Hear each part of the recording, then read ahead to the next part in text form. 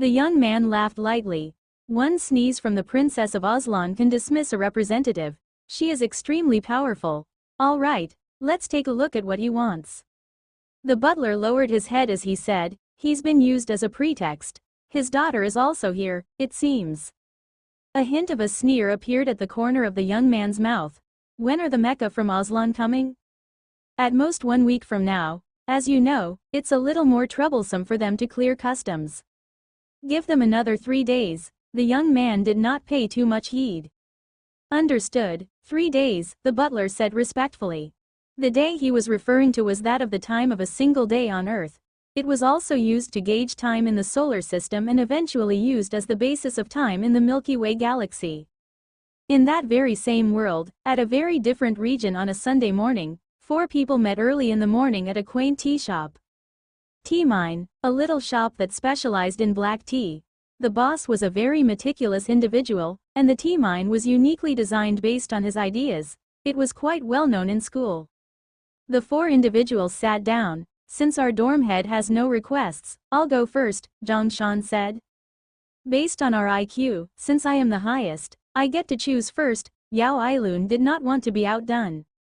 Shouldn't you all let me have the first pick? We must respect the old and cherish the young, Chen Shu said, with a look of grievance. The 3 were already engaged in talks, and Wang Zheng did not know whether to laugh or to cry. It seemed that the charm of beautiful women was indeed powerful. At this moment, a girl walked in energetically. She looked around and then strode swiftly towards them. The 4 who were seated were shocked. Don't tell me that she was the one? It shouldn't be, God. When that tomboy sat on the chair opposite the 4 of them clearly felt a tremor. The rest are not coming anymore. We've agreed on letting me take one back. You guys decide amongst yourselves, she said, grabbing the teapot on the table and gulping it down. The 4 of them, who were well dressed, were petrified, and they looked at each other. Yao Ailun pushed up his gold spectacles as he seriously said, cough, cough. Zhang Shan, I feel that no matter how one looks at it, you are the most suitable. By visual examination, her weight was around 180 pounds, and both of her hands had calluses. She was in all likelihood a martial arts practitioner. If she struck out with a single slap, if it did not kill him, it would at least take half his life. Zhang Shan smiled and suddenly flourished with an effeminate hand gesture. Oh, is that right? I'm so happy. The tomboy's face scrunched up. Scram, you sissy. Zhang Shan gave a look of grievance, as if he was very hurt. Wang Zheng and the rest scolded him for being shameless. I can help, but I have to tell my mom first. Once mom agrees, then I can give you a reply. Can you wait for me? Chen Shu said proactively. The tomboy immediately rejected him. Scram, go back home to your mom. Student Chen Shu smiled proudly. The girl's gaze was locked onto Wang Zheng and Yao Ailun. Yao Ailun very suavely pushed his glasses up. From his dressing to his temperament, it was clear that the tomboy was very interested in him. A man must be a man of his words. Since I have agreed, I have no. Student Yao's face suddenly turned ashen as he trembled and fished out something from his pocket and put it into his mouth, deeply inhaling. Give me a moment. The tomboy was rather disappointed, and there was only Wang Zheng left. The other 3 looked at Wang Zheng innocently. Chen Shu's eyes were full of worship. Brother Zheng, as the dorm head, you are duty-bound. You are the best in military training, you deserve it. Zhang Shan patted Wang Zheng's shoulder. The pride of the physics department, only you can carry this heavy responsibility. As brothers will never forget your sacrifice. The corner of student Ailun's mouth carried a very gorgeous smile. Hey, you're that Wang Zheng. This will do, it's you. The tomboy suddenly slapped the table. The surrounding people immediately looked over. What are you looking at? I'll smack you to death if you keep looking. Sturdy looking, ferocious, and murderous. Even though this was near the military school, the surrounding people were terrified.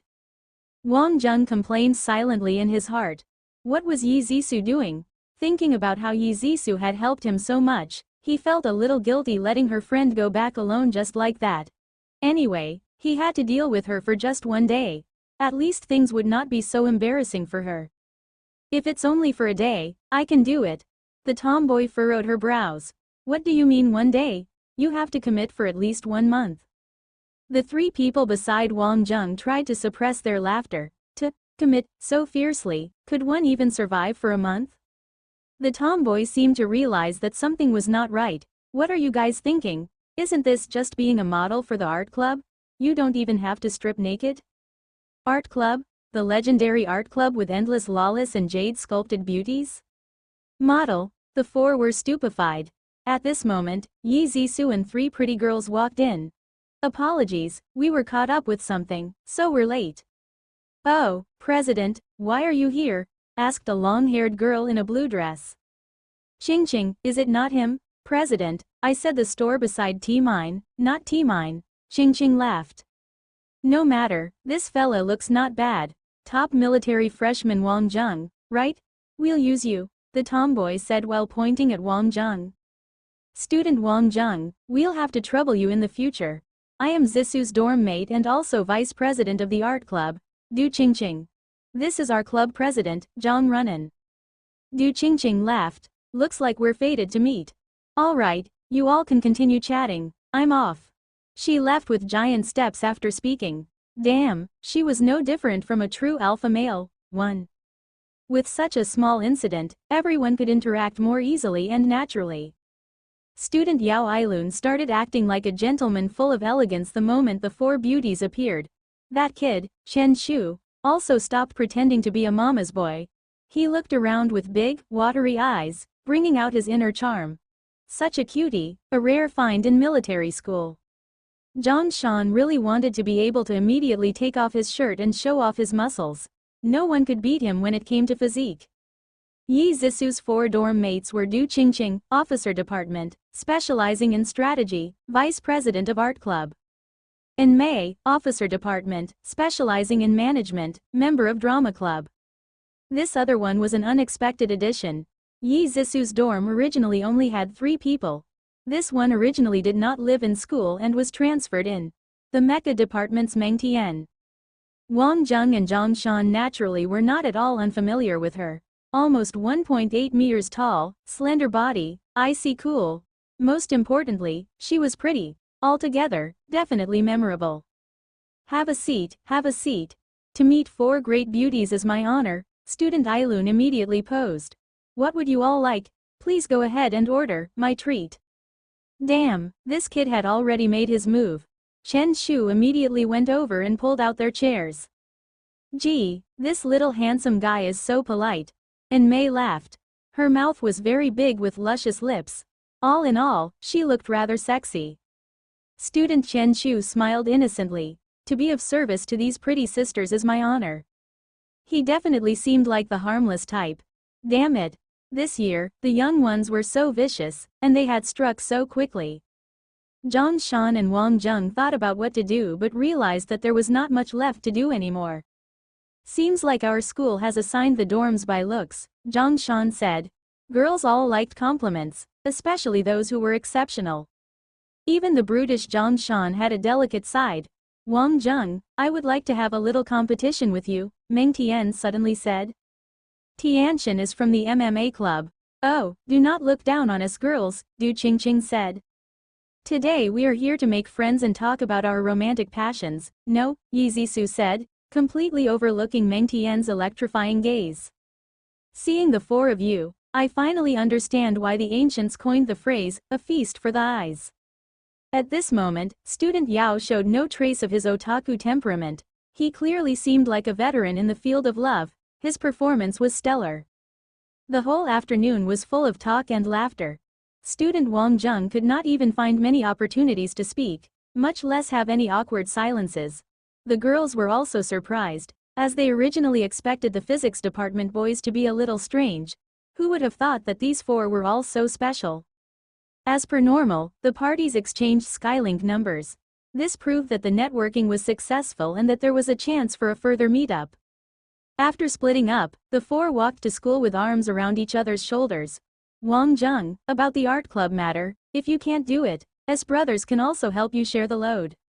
Yes, we're all comrades in the trenches of battle. We should wade through thick and thin together. I think they can find a lot of inspiration from my body, student Chen Shu said, extremely cutely. The three stared at him and flipped their middle fingers at the same time, shameless. Wang Zheng did not continue participating in this discussion about girls. He was called away by Xie Yuxin. Student Little Yu was still considered a shy person. Usually, it was Wang Zheng and Yan Xiaoshu who went to find him instead. When Wang Zheng arrived, Yan Xiaoshu and Xie Yuxin were already there, and they seemed rather solemn. "What's up?" Yan Xiaoshu pouted. "Ask him. This fella is being all secretive, even I don't know what is up with him." Xie Yuxin smiled and took out a deck of playing cards. "You guys each pick a card at random." Yan Xiaoshu's eyes lit up. "Ah, Little Yu, don't tell me you've learned magic. Actually, if you go that route, based on style, all you have to do is to show a little teeth and all the chicks will go with you." Xie Yuxin gazed towards Wang Zheng. Wang Zheng randomly chose a card. King of Hearts. Wang Zheng was surprised. "Indeed, how did you guess?" Yan Xiaoshu took the deck. "This has to be a prop. How can you be so sick?" Yan Xiaoshu randomly chose a card, and in the end, Xie Yuxin guessed it. Yan Xiaoshu shuffled the cards again and even randomly chose a card behind his back and asked Xie Yuxin to close his eyes and guess. Eventually, he guessed it all correctly. Yan Xiaoshu also sensed that something was up. Looking at Xie Yuxin with a pair of big eyes, he suddenly slapped his thigh. F*******. Don't tell me we're just going to rely on buying lottery tickets and make it rich in the future and dominate the universe. Xie Yuxin was triggered, and he finally burst out and cursed, "Can't you think about something else?" Yan Xiaoshu laughed. He was flattered. Tickets are more practical. "I can't guess the lottery. Wang Zheng, I think you have gotten an idea already." Wang Zheng nodded. "Is this the 1 in 10,000, Elite Power, Ability X? Yes, it gives me the ability to be slightly clairvoyant. FK, comparing against you sucks. You're already good looking, and now this. You are going to be unrivaled at picking up chicks." Yan Xiaoshu was rather depressed. Yan Xiaoshu's world was either about girls or the lottery, and the two were helpless about it. "Are you all finding it strange how we became friends?" Xie Yuxin laughed. Yan Xiaoshu touched his own nose, something he learned from Wang Zheng. Cough cough, more like we were willing to adopt you. 1. There is a pun here. The chairman is known as Runnin, can be read as, like a man. The pun is because the guys are making fun of the fact that she can't even be considered to be like a man, but rather she is super manly. Xie Yuxin smiled knowingly. "Indeed, my happiest days are with you guys. But there's one thing that's wrong. At the start, what made me notice you was my ability. In the whole of Dawn Middle School, Yan Xiaoshu, you are the first." "Ah, you're saying I am a genius. This I already know," student Xiaoshu laughed loudly. "My ability is clairvoyance. Everyone will show some kind of living form. Yan Xiaoshu's is the most dazzling. But most importantly, because of Xiaoshu, I met Wang Zheng. This was the first time I found someone whose life was so brilliant," Xie Yuxin said seriously. "True, how else can he be the boss? But what is up with you today? Beating around the bush is totally not your style." Yan Xiaoshu felt like something was not right. This fellow was usually cool and never complimented others. Xiaoshu, set a goal. Maybe even wanting to be Earth's richest person might not be a fantasy. FK, you really belittle me. I want to dominate the universe. Yan Xiaoshu, in typical fashion, ran far with whatever he was given. Wang Zheng, your light used to shine bright in all directions, but in recent times, that light has vanished. I thought you were affected by the gene examination, but I realized it was not the case. I think it should be that you have entered a stage that I can no longer sense. I don't know what your future is like, and I also do not know how strong you will become. I just want to say that you can definitely become an influential person. I am not kidding. Even Masashi is not as unique as you." Xie Yuxin stared brightly at Wang Zheng. Wang Zheng had admiration in his heart. His Rubik's Cube experience was certainly unfathomable, but Xie Yuxin could actually sense it. His reputation of elite of the elites was well deserved. "Little Yu, is there something up? We are brothers, say it and we can all share the burden. Nothing's too big of a deal." Xie Yuxin smiled. I'm going to go. Go. Go where? Yan Xiaoshu was shocked for a moment. Don't tell me you've really struck the lottery and want to go and be happy on your own. I can't tell you the specifics, but to me, it's an opportunity. I was urged to make this decision because of Wang Zheng. The military training this time made me come to my senses that I have to become even bigger and stronger, but Aries College can't give me that. Wang Zheng and Yan Xiaoshu understood. Regarding Xie Yuxin, his development was not going to be through the conventional path. Instead, he needed to learn and improve his special ability. Given his giftedness, the Alliance will certainly focus on nurturing him, and he can even rise to a bigger world. Wang Zheng, Xiaoshu, I hope that when we meet again, we will all have realized our goals. Xie Yuxin extended his arm. Wang Zheng and Yan Xiaoshu also extended their arms. Brothers no matter where we go. Xie Yuxin drank till he was very drunk despite never touching alcohol before. One could tell that he did not want to split. His identity and ability led him to be on his own since he was young. He was alone until he met these two living gems who did not care about his identity. From that moment on, Xie Yuxin lived very happily. As long as one was alive, one should never stop dreaming. Or else Xie Yuxin would not be Xie Yuxin. To leave was for reuniting again. Wang Zheng, you know, I'm actually rather frustrated. Your talent is definitely not any less than others, and your hard work and focus is greater than others. But I can definitely surpass you, so you better not slack. I really don't want you to have to bow to me the next time we meet, the drunken Xie Yuxin said as he hugged Wang Zheng. Student Wang also never thought that he would have such a cool moment, but he also knew that this was Xie Yuxin's encouragement to them before leaving. Wherever you go, you must remember, you are the pride of the Great Three of Dawn. Whoever dares to stir trouble, we'll take them down. Indeed, we are Dawn's Great Three. Let the world tremble. Student Yan Xiaoshu began taking off his clothes. Belly shaking, he jumped onto the table. Xie Yuxin was about to enter a really distant stage, and he would face mankind's strongest elites. That kind of development was not something a general environment could compare with. This was brotherhood. We are the strongest. When school started, Xie Yuxin had left. The school's explanation was that he had transferred schools.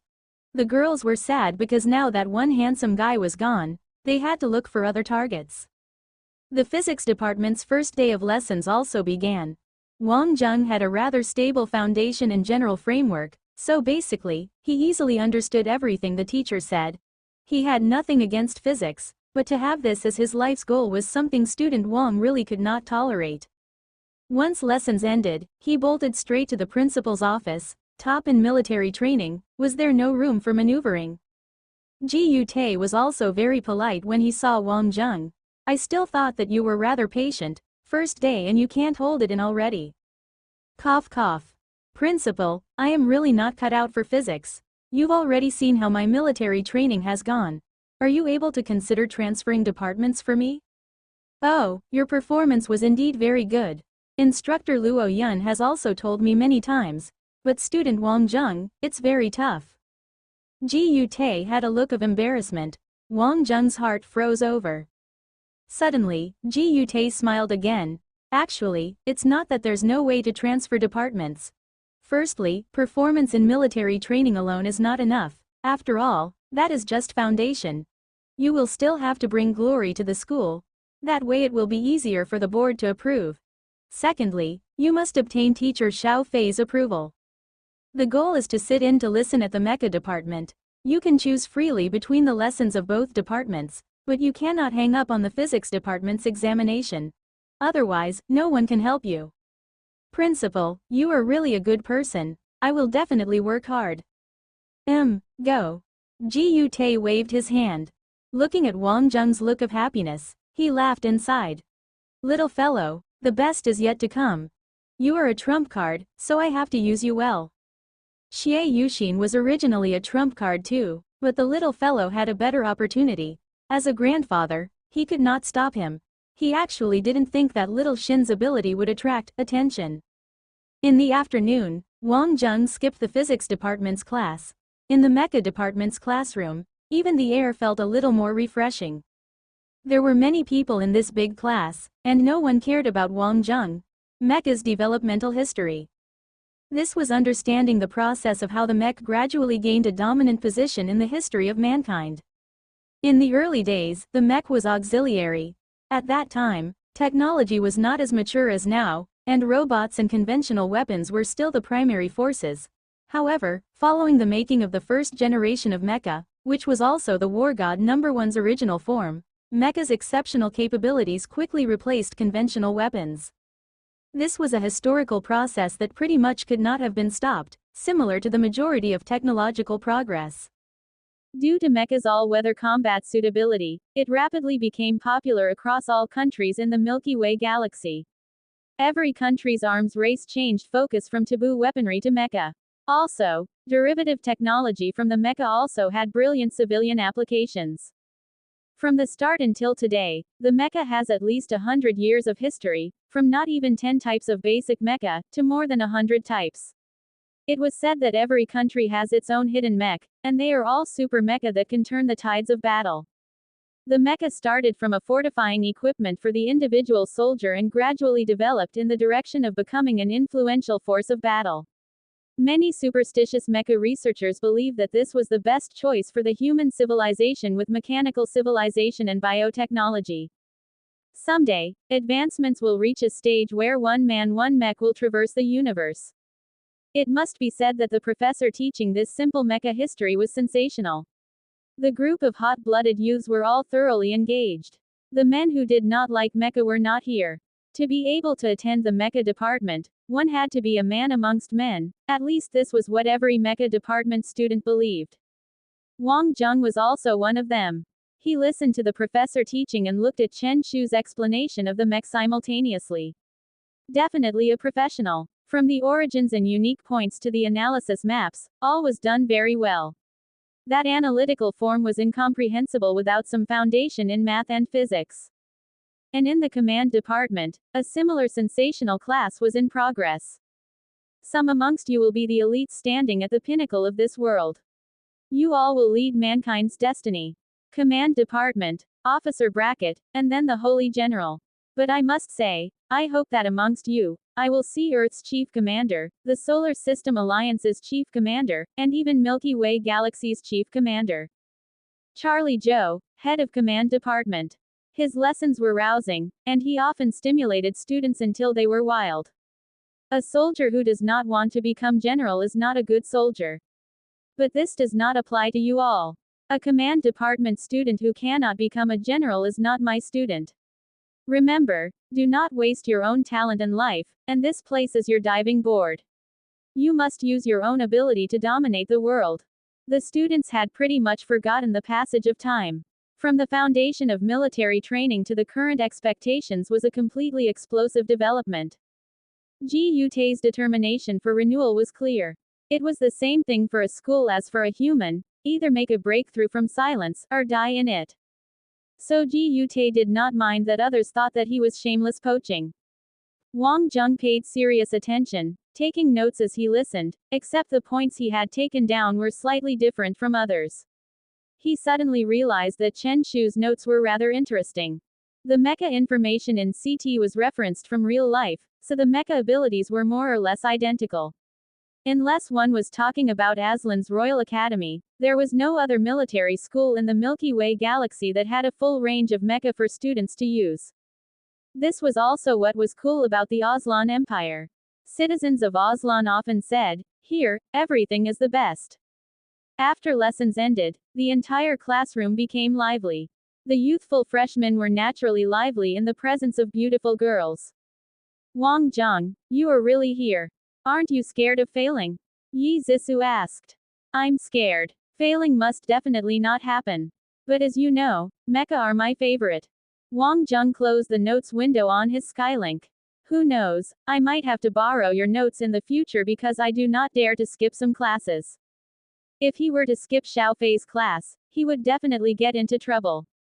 That depends on whether you are sincere. Yi Zhisu laughed cunningly. No problem, you do you. I can even devote my whole life to you, Wang Zheng teased. I'll lend them to you, no need to devote your whole life. An ice-cold voice sounded. Once Meng Tian's tall and beautiful voice appeared, all eyes were called to attention. Currently, Meng Tian and Yi Zhisu were the two most outstanding girls in their cohort. More accurately speaking, they were recognized by the entire school. Even when compared with previous cohorts, they were truly outstanding. Yi Zhisu's family background was one that was closely scrutinized by others. She was the heir to OMG. On the other hand, Meng Tian possessed a different background. She was an excellent mech pilot. Yi Zhisu chose to enter the mecha department not to become a pilot but rather to better understand it, to better take on her role as the future chairman of OMG. Yi Zhisu was amiable and approachable, while Meng Tian was the exact opposite, always icy cold to everyone. Numerous suitors had already had their hopes dashed against the wall. Yi Zhisu gave Meng Tian a look and then smiled wryly. No need to bother. It could be seen that the friendship between the two of them was rather special. In the world of women, men would never understand it. Thus, student Wang continued to wait with his large, innocent eyes. Anything. Wang Zheng, remember our arrangement. As a representative of the MMA club, I would like to invite you into our club, said Meng Tian. Student Wang felt even more innocent. He could not remember when he had made arrangements with Meng Tian. Tisk, how can anyone just wantonly enter the MMA club? I am the vice president, replied Meng Tian dryly. On the first day, she had literally overthrown the previous vice president and took his place by force. Actually, it's not that I don't want to join, but rather I'm too busy. I have no time. Wang Zheng had no time to spare and thus rejected her. If you want to become an exceptional mech pilot, your body has to be sufficiently conditioned. The MMA club's training machines are the best. If you are a member, you can use them, said Meng Tian. It looked as though she had seen through Wang Zheng's farce and thus attacked his weakness directly. Wang Zheng's eyes lit up. Really? Then count me in. Excellent. Once you're done with your work, report to the club room in the afternoon. I will be waiting for you. After saying so, Meng Tian turned and left gracefully. Looking at that beautiful body, numerous men could only gape in shock. How could she be from the MMA club? They could almost imagine Meng Tian in her white-colored training outfit, freely and easily executing kicks against a training dummy, that beautiful thigh arcing through the air gracefully. That makes a lot of sense. As a mecha department member, how can we neglect physical training? Let's go later. Definitely, we must definitely go. With Brother Ping's body, even without me, it would definitely be the MMA club's loss. A group of guys were currently clamoring in the background loudly. Yi Zhisu had a bitter smile on her face. Ever since she entered college, although her background was exceptional, Meng Tian's icy, goddess-like demeanor had led her to be comparatively even more eye-catching. Yet when it came to making friends, she held the advantage. You've got to be careful, Tiantian has her eyes on you. Wang Zheng shrugged his shoulders. So what if she had her eyes on him? He was originally looking for a new place to train. This great opportunity had just fallen from the sky, and he had saved quite a sum as well. At this point his skylink started to ring with a charming sound. Student Wang, you wouldn't be thinking of skipping my first lecture, would you? Wang Zheng began to quiver. FK. He had forgotten. This was Xiao Fei's opening lecture. He was going to die. FK. There was still 1 minute before class would begin. Wang Zheng rushed over as quickly as he could. Yi Zhisu did not know whether to laugh or to cry looking at Wang Zheng's sorry sight. His passion had a price after all. Although Wang Zheng ran as though his life depended on it, he was still late. In the physics department, Xiao Fei's opening lecture was considered an extremely important event in the entire school. She was not only famous in the school but on the entirety of planet Earth. Geniuses had strange temperaments. Xiao Fei usually hated to do opening lectures, but she suddenly had a change of heart. The entire class was crammed full of people. Even those who were originally not from the physics department had arrived, all for the sake of seeing a famous individual. Looking at the entire history of humankind, those who wished to be at the apex of science were usually physicists. Once they had demonstrated their ability, physicists were also the most respected. From the time of Newton, Einstein, Hawking, and, by extension, those who had toiled in the current generation, like Alan Tucker. All of them were highly esteemed and regarded in the coalition. Of course, Alan Tucker was currently embroiled in a controversy. People opposed his theories. A group of people felt that the Rubik's Cube theory was a sham. Another group felt that what he had theorized was right. The coalition's conclusion was that the experiments were flawed, resulting in great humiliation for the physicists involved. Without need to ask, Xiao Fei was recognized as the Solar System Federation's pride. She had contributed new insights into the theory of spatial manipulation through independent research. Furthermore, Xiao Fei was a beauty. In the modern era, intelligence and looks coexisting in the same body was not as rare as the time of the Milky Way era. In fact, there were more and more of such individuals. Actually, when Alan Tucker was young, he was extremely narcissistic. He often dated numerous celebrities, but none of the relationships had borne fruit. In the end, he devoted himself to research. What happened afterwards does not have to be said. The entire lecture theater, which could fit 300 individuals, was filled to the brim. In fact, some of the seats had 2 people sitting on them, but that was nothing exceptional. Everyone understood Dr. Xiao Fei's temper. It was already time for the lecture to start, but Xiao Fei was just standing there silently. If it was another professor, the crowd would have already exploded into chatter. However, when it was Xiao Fei lecturing, the students would gladly endure any hardship to hear her lessons. Being able to be in the presence of the most beautiful professor was already extremely satisfying. Right at this moment, a single man rushed in.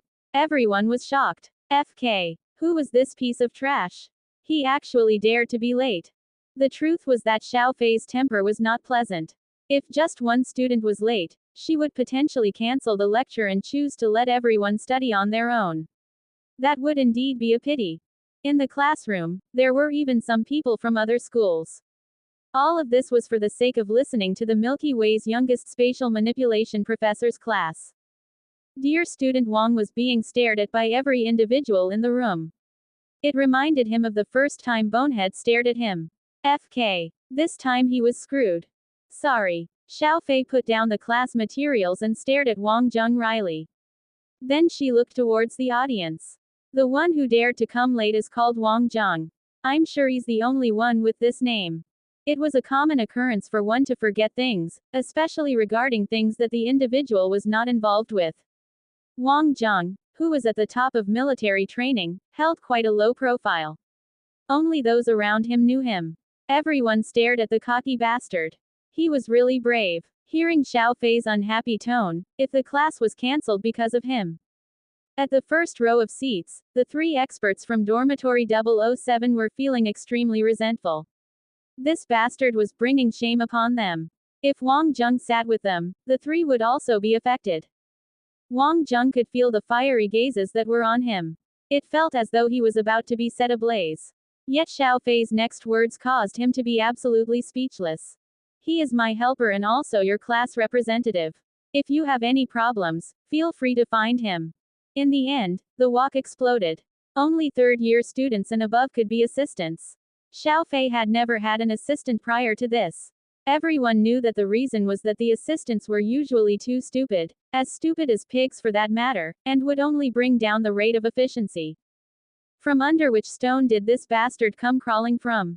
Since he was Xiao Fei's assistant, it was no wonder that despite arriving so late, Xiao Fei was not angry. On the contrary, Wang Jung did not feel that the hatred had diminished.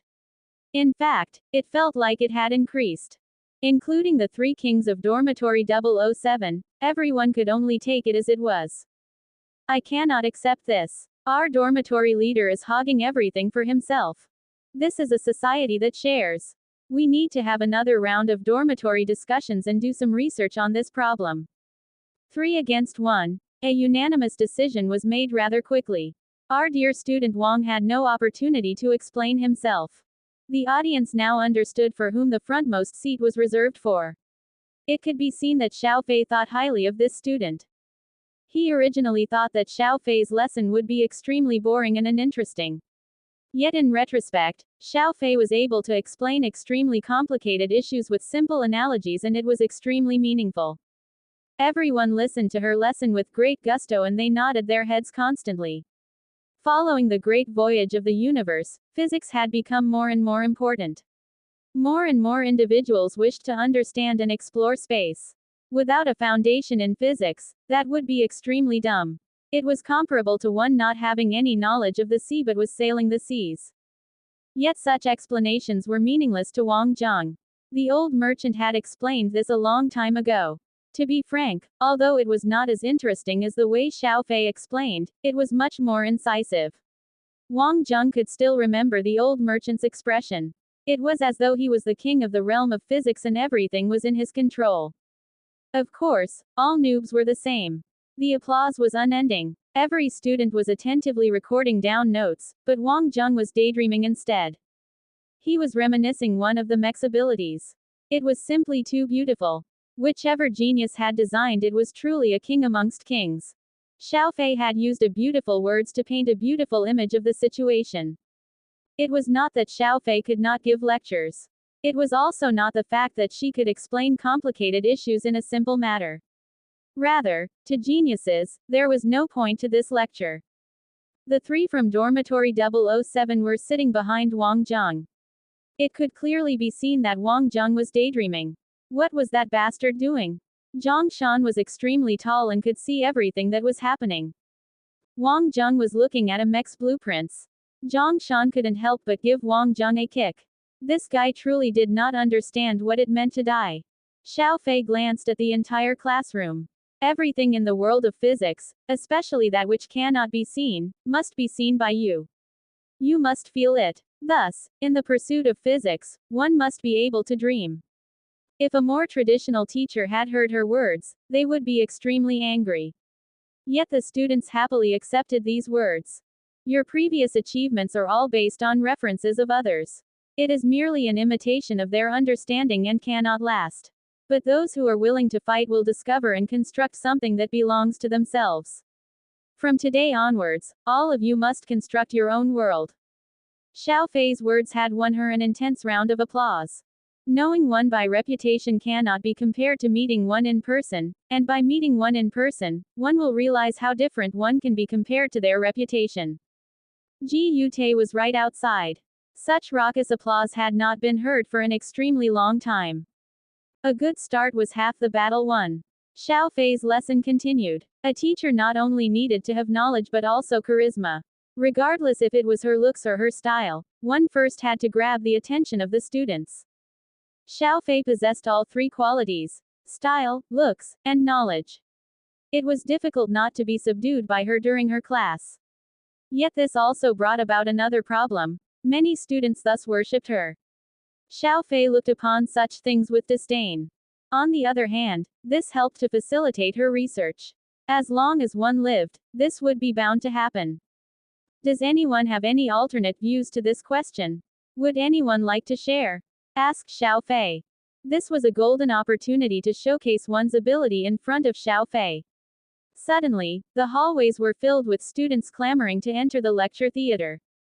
Some of these students were even from higher year groups. Yet Xiao Fei's students were still hesitant in answering her question. Showing off one's knowledge to a physics genius was daunting in itself. A student could very well embarrass him or herself in front of the entire physics department. Chen Shu stood up. Doctor, I believe that space and time have mass.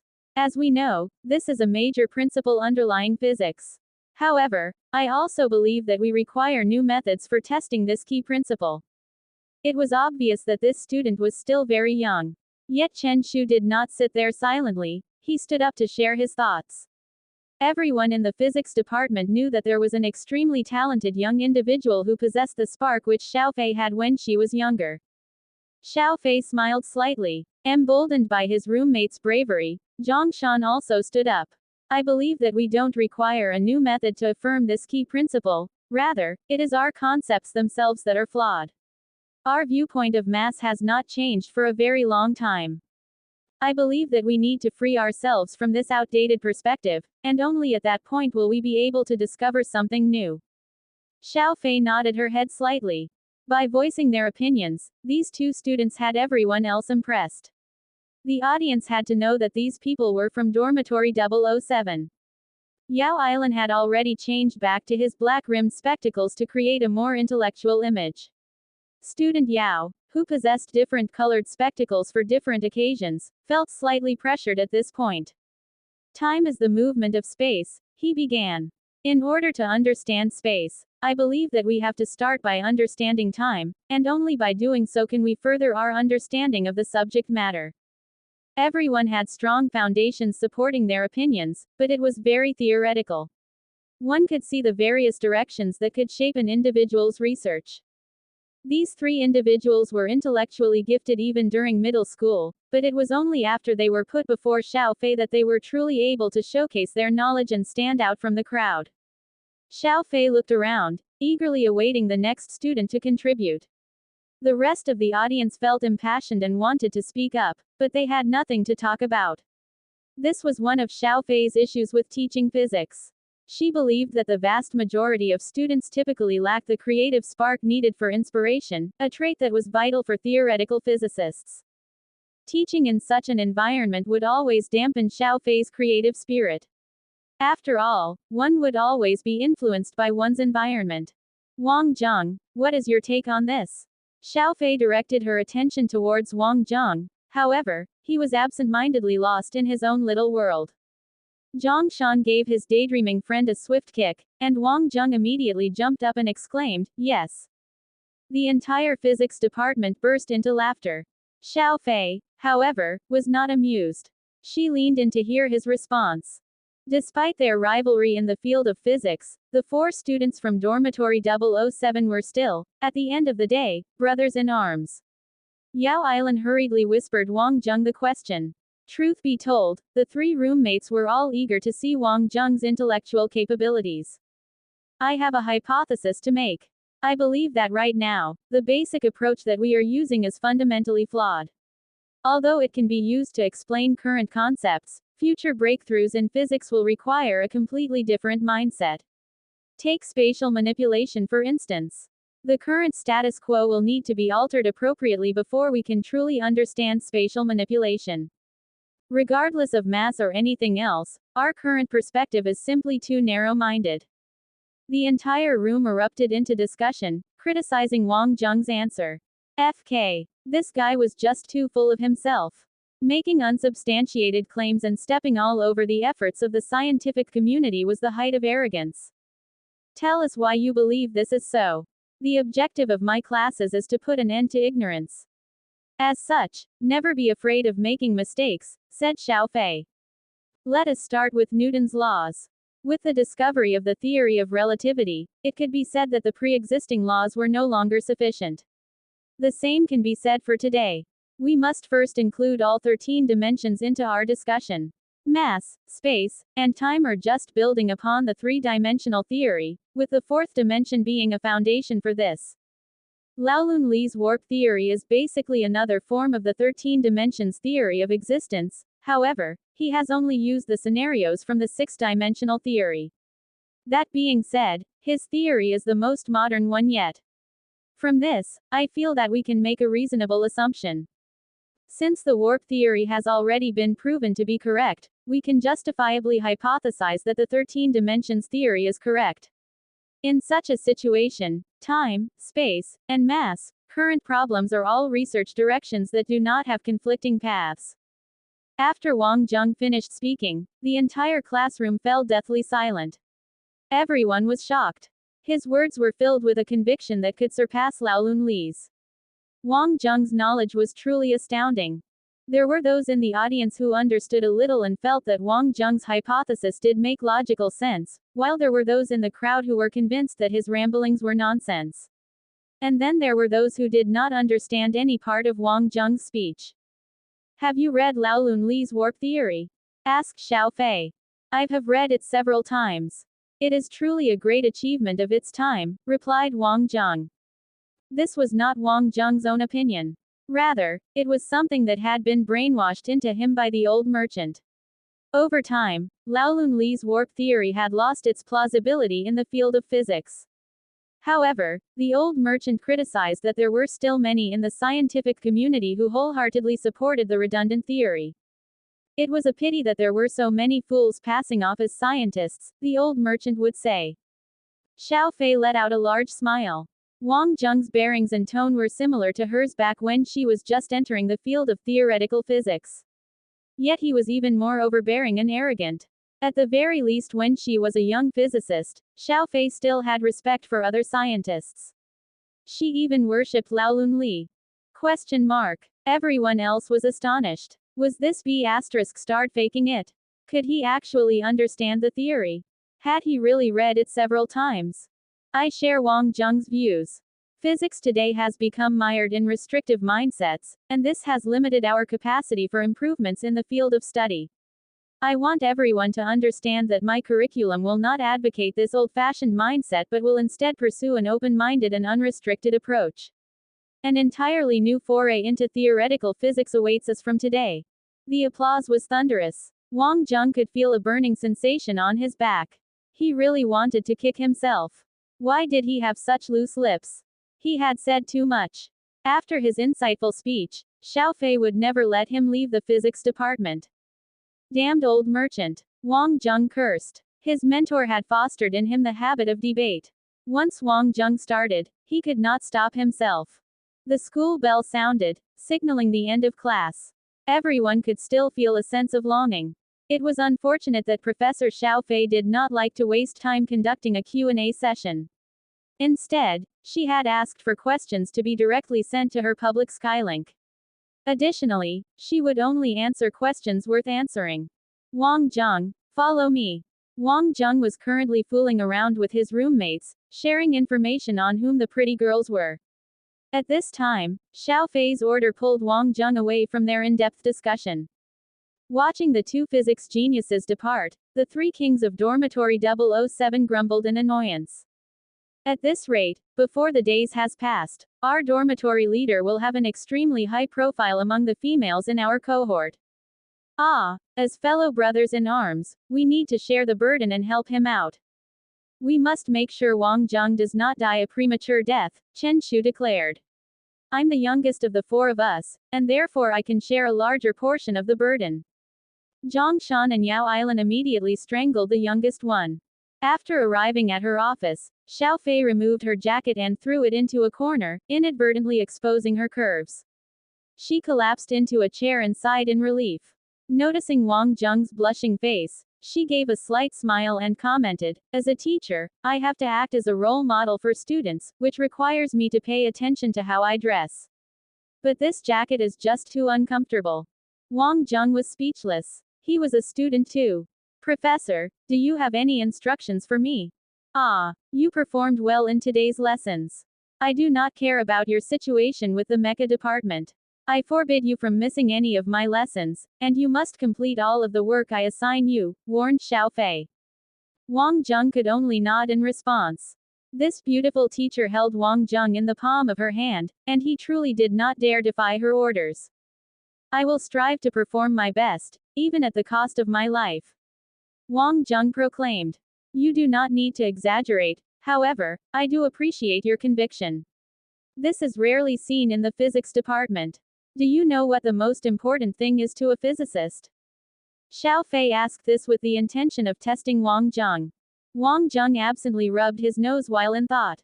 As someone who did not aspire to become a physicist, this question was extremely difficult. He remained silent, awaiting Xiaofei's answer. Math, Xiaofei began. Physics began as an imaginary ideal consisting of observations and guesses. Rather, it was the inclusion of math that proved many a scientific hypothesis.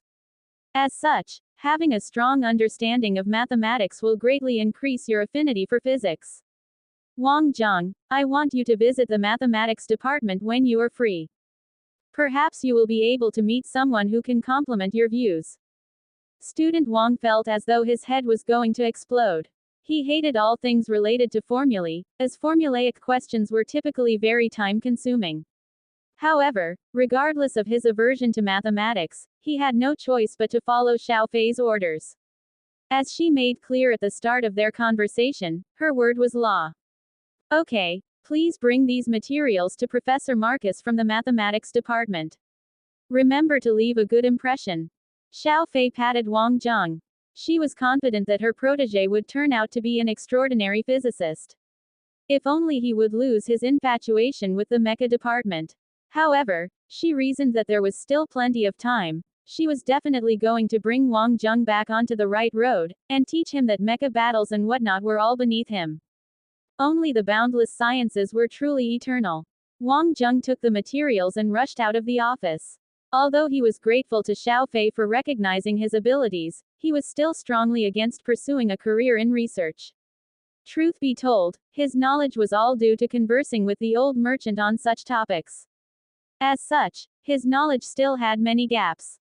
Wang Jung was worried that one day, he would be exposed as a fraud and his inability would come to light. In the mathematics department's fourth-year classroom, Marcus was furiously scribbling on the blackboard. This question is the final test for your semester. Whoever is able to answer this will get an A+. Such was Marcus's erratic personality. Every semester, the math professor would give a bounty. The first student to complete it would receive the best results. It should be noted that in the field of science, Earth did not possess the highest academic standards. That being said, Earth did have a reputation for maintaining her position as one of the best, and she did not deteriorate in standards at the same rate as others. All of the fourth-year students immediately sat straight. If they were successful, not only would they receive excellent results for the semester, but they would also become famous. Each field had their own struggles and pride. Wang Jung took half a day to find Marcus's office. Marcus looked as though he was 60 years old. His hair was extremely messy like a pile of grass, and he was also dressed quite slovenly. Professor Marcus, these are the materials that Professor Xiao Fei instructed me to bring. Marcus was too lazy to even lift his head in acknowledgement. His table was full of materials that stacked up to the ceiling. Place it on the table, then you can go. Oh, and also, in classroom T6, there is a mathematical sheet on the teaching podium. Please pass it to Xiao Fei and tell her she owes me a favor. Yes, Professor. Despite his aversion to all things math-related, Wang Jung felt the utmost respect for those who were able to calculate complex mathematical balances. However, if it were to come to him, he would politely decline such a task. After locating classroom T6, Wang Jung entered and searched the teacher's podium for Marcus's mathematical sheet. The classroom was mostly empty. Only a few students had remained, scratching their heads as they attempted to solve Marcus's final semester question. While Wang Jung was searching for the mathematical sheet, he saw the question on the blackboard. After scanning through it, he could not bear to leave. The old merchant used to give him questions to do every week. If he solved them correctly, he would get a reward. Otherwise, he would be punished by the old merchant. Ever since the old merchant left, Wang Jung's life had become quite boring. In truth, he even missed the math questions that the old merchant used to assign him. This question did have some meaning to it. This should be part of an arithmetic calculation. It looked to be Romeo's equation's general solution, as taught to Wang Jung by the old merchant. Wang Jung started to scribble on the blackboard. There were still 7 to 8 students in the classroom, and they were shocked to see a physics department student messing with their work. As if some physics student could solve Marcus's final semester question. Some students truly did not know their place. Historically, physicists were renowned for the same achievements, advancing the sciences with new laws and theories. However, what most people did not realize was that many notable physicists had relied on their mathematical abilities to begin with.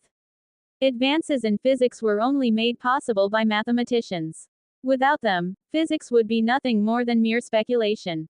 This physics department guy was just too much. Who the hell did he think he was? Wang Jung ignored the insults from the math students, as he was absorbed into solving the equation. Although the math problem was tricky and deviated from what he was used to, it was still within his capabilities. Besides, the deviation was only very slight. Wang Jung preferred to finish what he had started. After spending an hour on the problem, Wang Jung had more or less completed it. He exhaled in relief as he checked the time. *T. It was already 2 p.m. This activity had taken up so much of his time. Wang Jung quickly rushed out of the math classroom and ran towards Xiao Fei's office. As Wang Jung left, the math department students were left absolutely speechless, their eyes wide in shock. Some of them were muttering curses under their breath while others were even making rude gestures. Wang Jung walked away, leaving behind him a deathly silent classroom. After finishing his task, Wang Jung had no more trouble from Xiao Fei. She was very busy and did not have time to constantly fuss over her protégé. She simply reminded him to attend her classes punctuality. After his ordeal with Xiao Fei, Wang Jung went for a quick lunch before heading over to the MMA club. In a regular school, such clubs would typically be less popular than other more conventional clubs.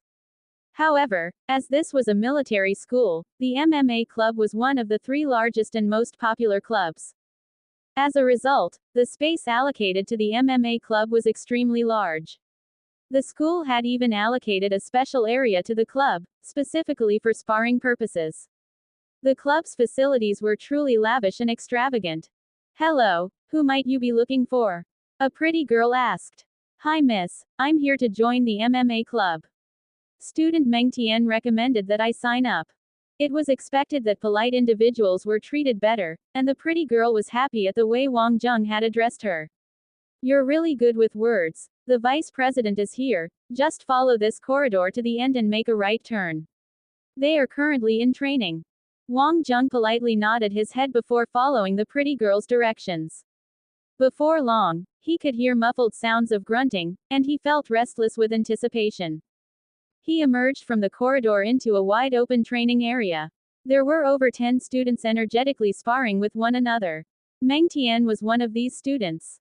Wang Jung watched as she elegantly smashed her sparring partner back with a single kick. It was truly a sight to behold. Although her sparring partner was wearing rubber guards, she yelped in pain as both of her arms went numb. There were both male and female members in the MMA club, and Wang Jung was surprised to find that a third of the members were female. Traditionally, women did not pursue such aggressive sports, but it seemed as if the women of today were more proactive in learning how to protect themselves. What Wang Jung was most concerned about was what the training facilities provided. A quick scan of the area showed a complete set of training equipment. But Wang Jung was even more impressed by the Gravity Room 1. There was a sign next to the door that warned people against entering the Gravity Room while it was in use. FCK, this was too extravagant. Conventional training methods could no longer satisfy Wang Jung. As such, having a gravity room at his disposal was absolutely wonderful news. When Meng Tian saw Wang Jung, she immediately walked over to greet him. "I told you, didn't I?" she said, pride evident in her speech. Wang Jung did not hesitate in giving his response. "This is great. I would love to join the MMA club." Meng Tian, who is this B** starred? He can't be from the mecha department, right? I've never seen him around before. An obnoxious-looking guy commented as he strode over to join the conversation. Actually, this guy was staring daggers at Wang Jung. He did not like how Meng Tian had chosen to approach Wang Jung, and judging from her body language, it appeared that she was giving him preferential treatment. "Wang Jung is from the physics department," Meng Tian replied. "Student Wang, this is Senior Guan Dao from the mecha department. He is also a vice president of the MMA club." Guan Dao gave a smile and extended his hand. "Ah, so, you're the Wang Jung that Xiao Tian has been talking about. I am Guan Dao, vice president of the MMA club and also vice captain of the Dragon God Corps." Wang Jung returned the handshake. "Our school still employs mercenary soldiers?"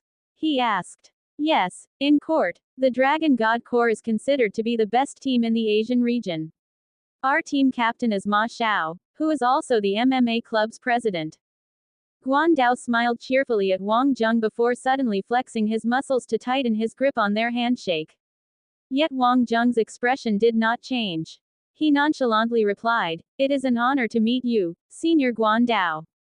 Meng Tian laughed. Wang Jung had never even heard of Guan Dao or Ma Xiao before. What honor was there in him meeting them?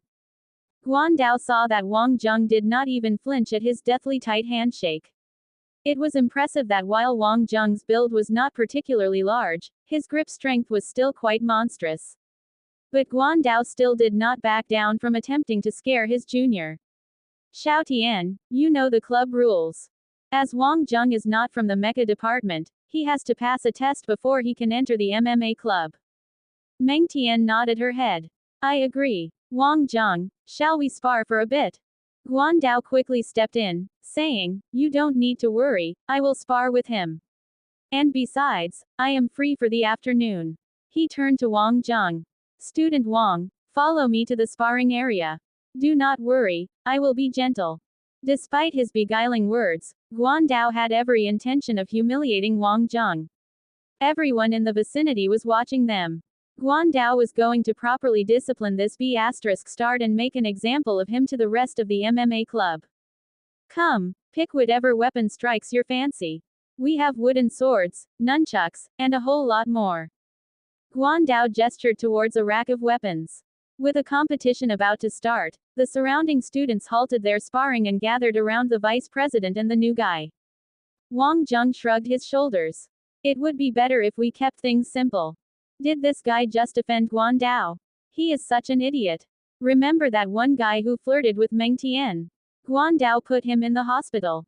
I think the new guy is just unnecessarily stirring up trouble. Meng Tian doesn't like this sort of guy.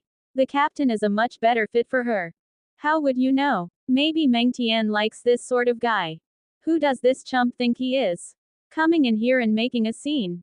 Who knows? Although, I do think newbies need to be taught a lesson. They need to know their place. Wang Zhang ignored the hushed whispers.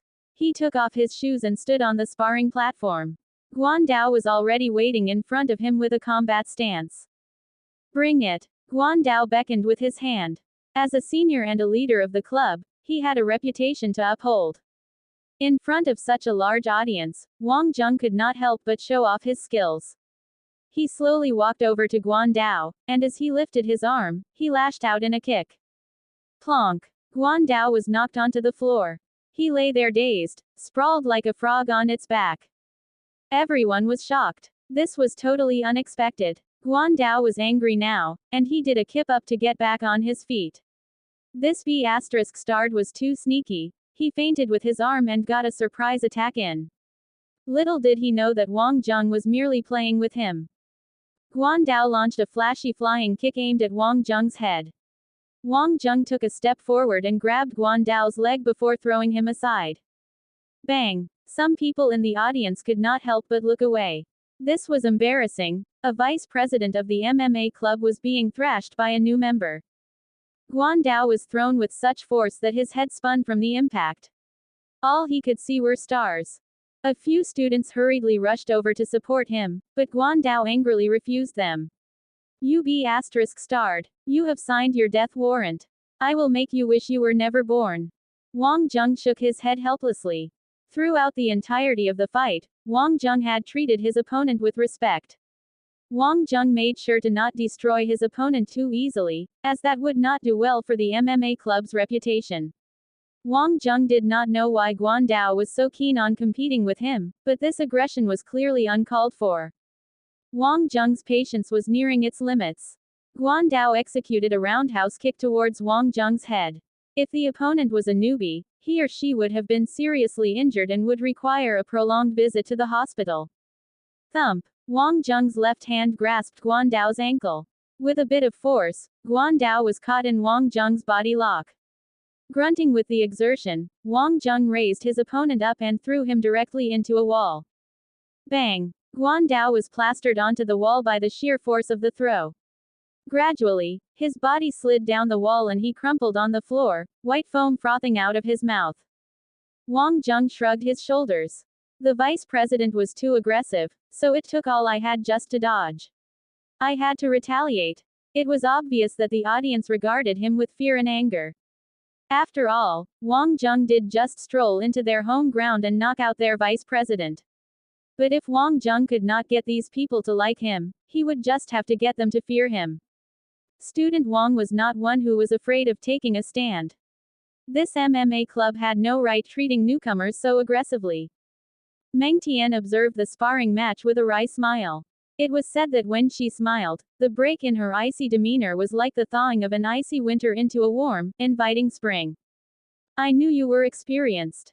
Come, if you beat me, I will allow you to join the MMA club. Can we not fight? I would rather not hit a lady. Treat me like you would a guy. Trust me, if you don't come at me seriously, you will regret it. Meng Tian's directness made Wang Zheng smile. If that's the case, then I won't be holding back. Please. He motioned for her to step onto the sparring platform. Meng Tian tightened her belt and tied her hair back. She struck a fighting pose and suddenly, a frightening aura could be felt emanating from her. Wang Zheng was slightly taken back. Perhaps he had underestimated his dear classmate Meng Tian. Whoosh! Meng Tian immediately launched a flying kick at Wang Zheng. It was completely different from the flashy kick Guan Dao had executed. Meng Tian's footwork was precise and fast. With her light and flexible body, Meng Tian flew through the air. Her kick seemed like a bolt of lightning. She was definitely not a novice. She was definitely an expert. Wang Zheng stepped back as he took the force of her kick.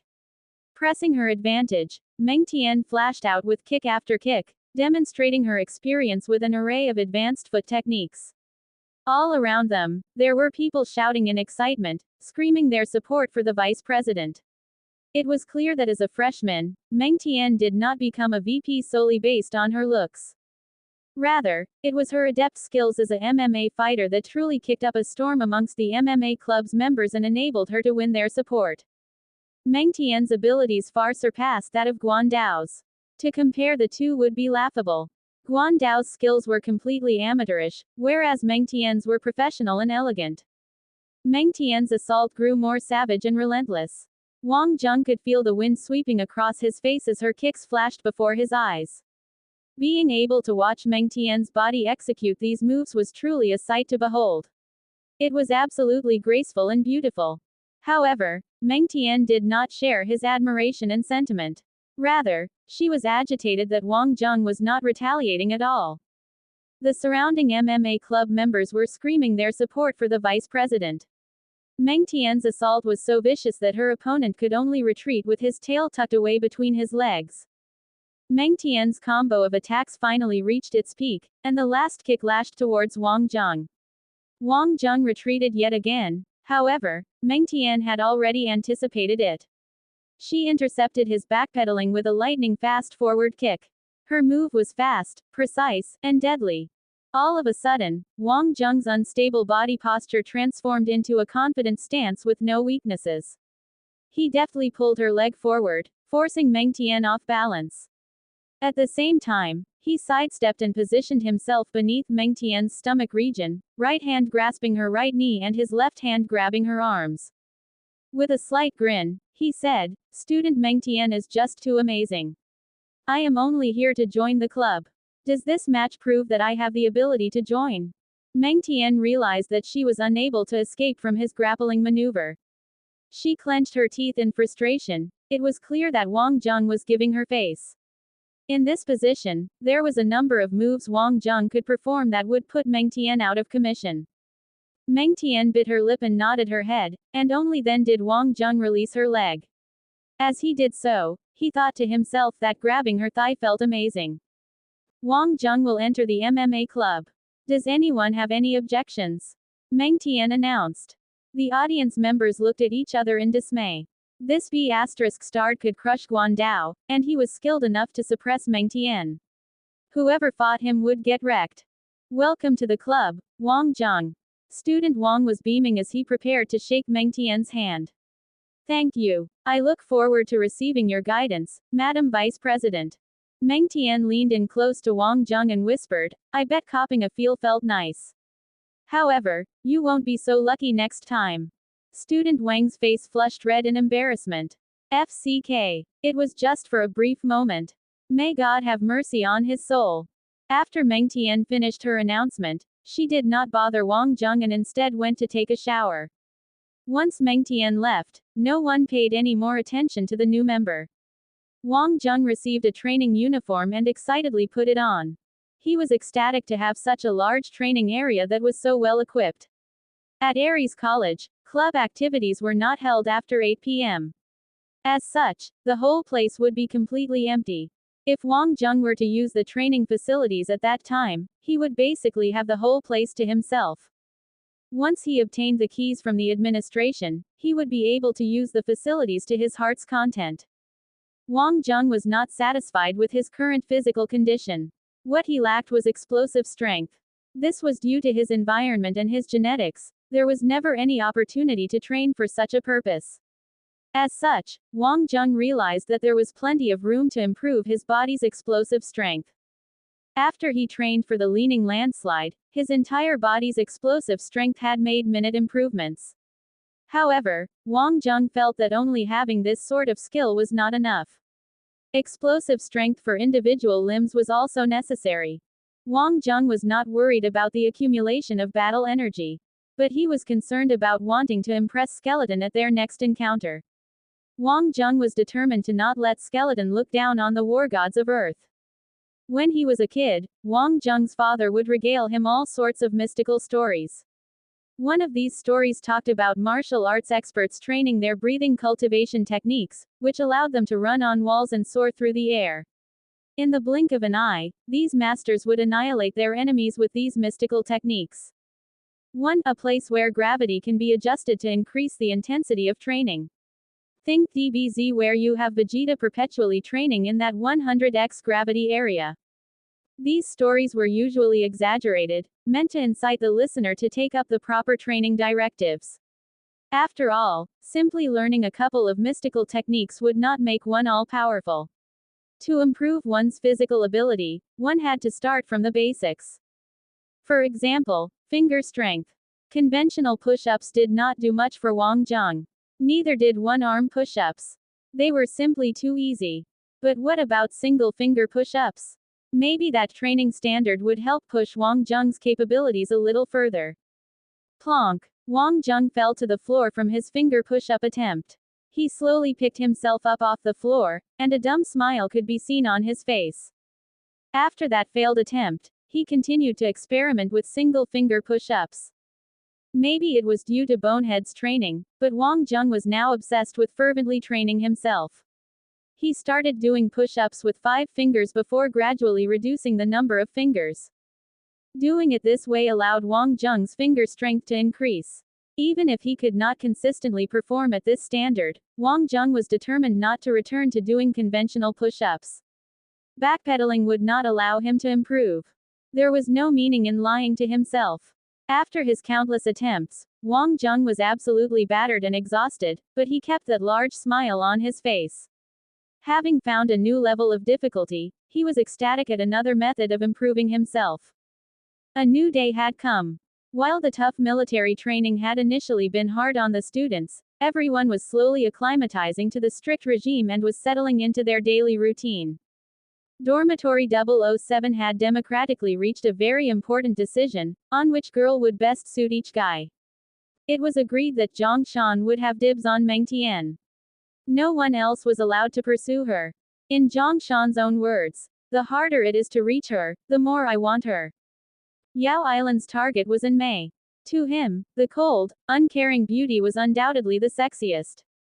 Chen Shu was focused on Du Qingqing. Student Chen had always felt that age was the most important factor. For him, Lawless were simply the best. The other girls were all too old.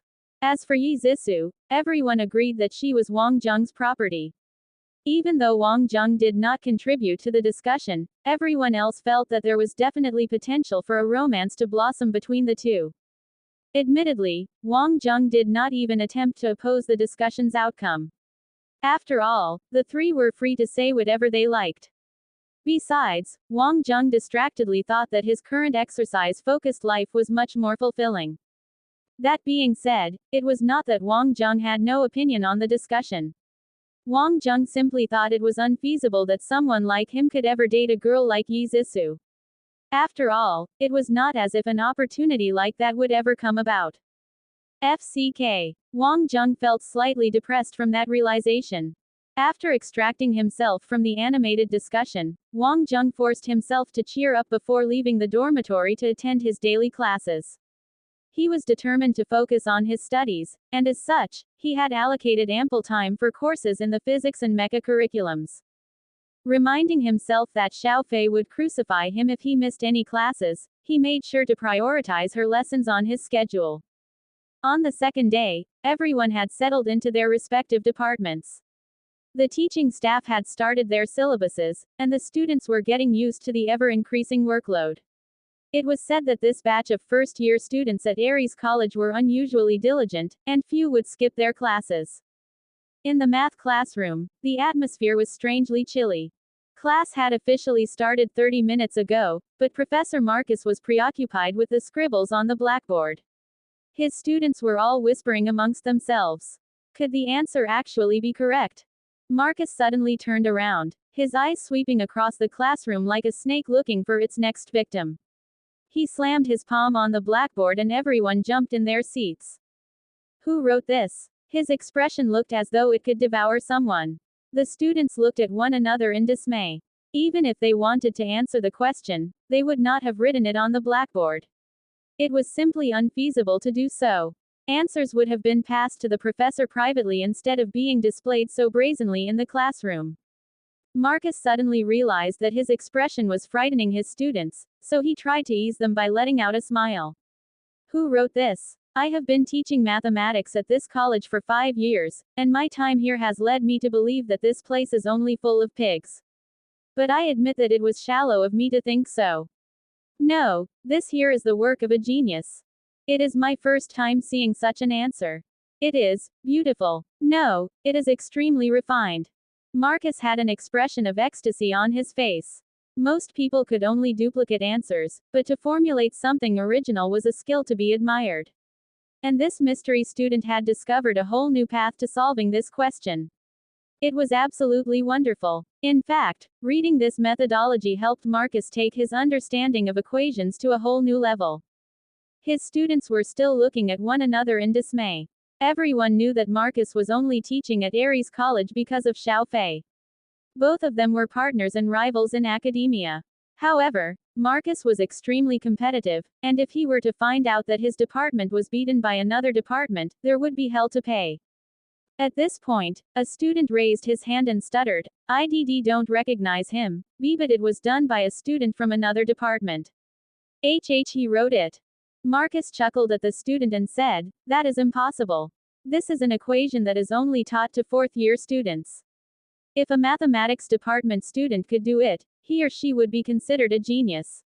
If some other department student were capable of math to this degree, well, we all might as well resign from a career in math."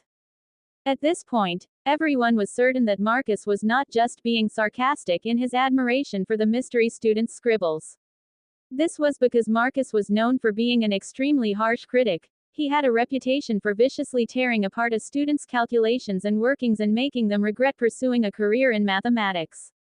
Another student raised his hand. "I think he's from the physics department." Yes, he was wearing the physics department's uniform. He was not a senior. I think he should either be in his first or second year. Marcus was speechless. A second-year physics student? Impossible. Marcus was no longer in the mood to conduct his lesson. "All of you, write this answer down. This is an entirely new method of approaching the problem.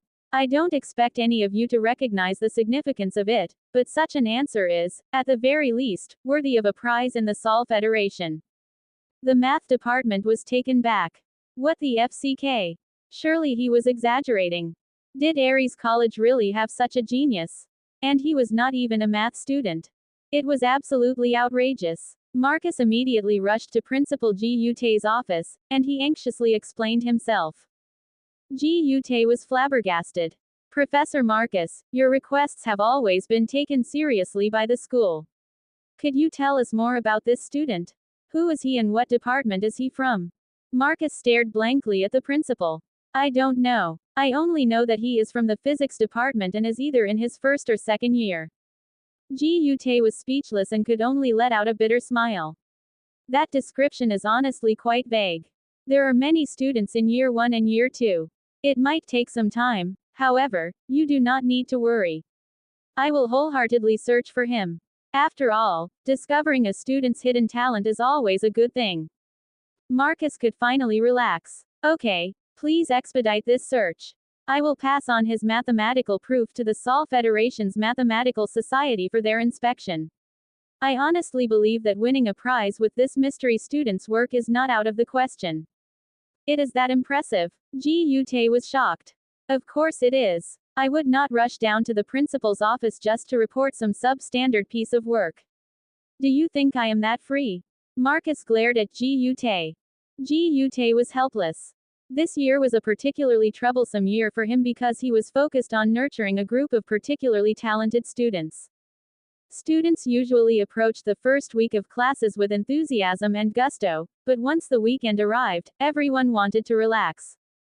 The moment class ended on Friday, Yan Xiaozu rushed over to the physics department to find Wang Zheng. Boss, my commerce department is filled with beauties. You should come over. Are you sure? Wang Zheng, you can't turn down my offer. You should know best after having spent some time in the physics department. It is a stomping ground for dinosaurs. All of them are probably from the Jurassic period. The ones in the mathematics department aren't much better either, they are probably from the Cretaceous period. My commerce department is completely different. The guy-to-girl ratio is about 1:4. Ah, I am in heaven. But Yan Xiaozu's facial expression softened. However, I have to admit that the most beautiful girls are all in the officers' department. It is quite a pity. Wang Zheng nodded his head. Yi Zisu's friends are all exceptionally pretty. Upon hearing that, Yan Xiaozu's eyes filled up with tears. Boss, you've met her friends. How could you forget to invite me? We grew up together. I've known you since you were a baby. We even shared the same pair of pants. Get out of here. Who wants to share a pair of pants with you? I don't care. I just want to meet beautiful girls. Please introduce me to some, I beg you. If you don't, I will tell Yi Zisu that you have been cheating on her. Yan Xiaozu said desperately. Wow, that is a low blow. Fine. Next time, if there is a mixer, you can take my place. I have no interest in those sorts of outings. Thanks, bro, I really appreciate it. Come, let's go and relax. My treat. Yan Xiaozu's method of relaxation turned out to be a visit to the net bar to fight a few CT rounds. Once the boss of Brothers Net Cafe saw Yan Xiaozu, his face lit up with happiness. Xiaozu couldn't let the boss down, and as such, he swiped his credit card several times. Oh, the privileges of being rich. Upon entering the game, student Yan abandoned Wang Zheng and went off to search for a more experienced battle partner. This was because he had not played CT in a long time, and he wanted an expert to help carry him through a fight.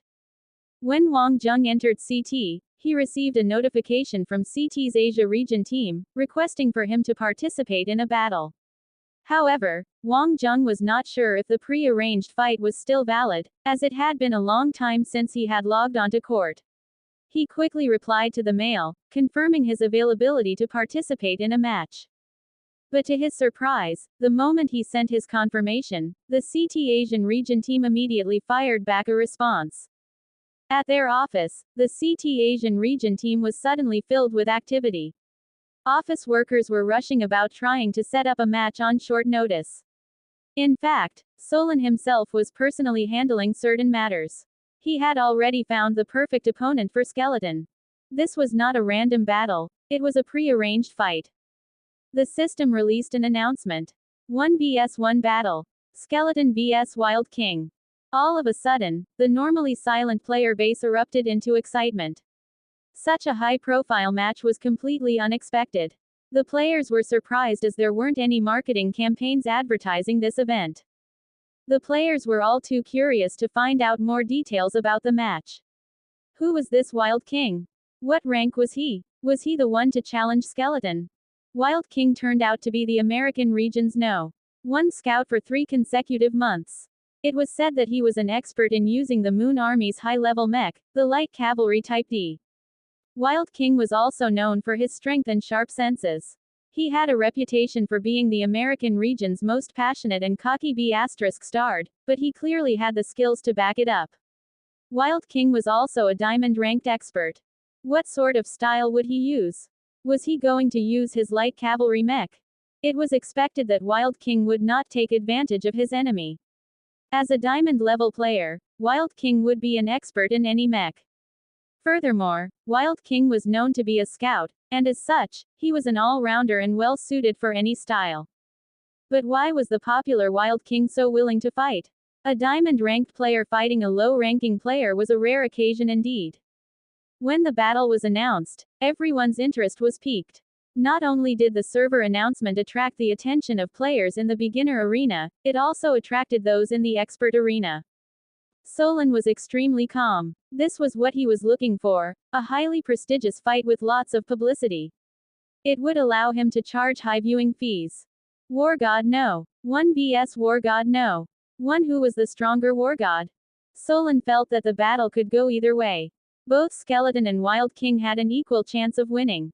If it were not for Skeleton's high level of skills displayed during his previous match, Solon would never have dared to arrange a battle with such a high-ranking player like Wild King. However, Solon did not expect Skeleton's gunner skills to be of such a high caliber. After witnessing the previous battle, Solon decided to take the gamble and organize the match. That being said, this plan was not without risks. Solon knew the risks of sending a new player into a battle with Wild King. Even a player as skilled as Skeleton would have a hard time. Solon could potentially be destroying Skeleton's career as a CT legend. Over the past few months, Wild King had been growing in popularity in the expert arena. If he could maintain his leaderboard ranking for a bit longer, he would have the qualifications to challenge Earth's strongest, Emperor, placing. Arranging the fight was simple. Paying Wild King to fight was just a small part of it. Rather, if his opponent was too unskilled, Wild King would not have accepted the proposal. However, after watching Skeleton's past gameplay videos, Wild King could not refuse Solon's request. It was as simple as that. Wild King wanted a proper challenge. As such, he decided to use only basic mecha, and that would be the basis of his match with Skeleton. Scouting was a job that involved dancing on the edge of a knife. The more dangerous the task, the more exhilarating the fight. Truth be told, Wild King was not unfamiliar with the War God No.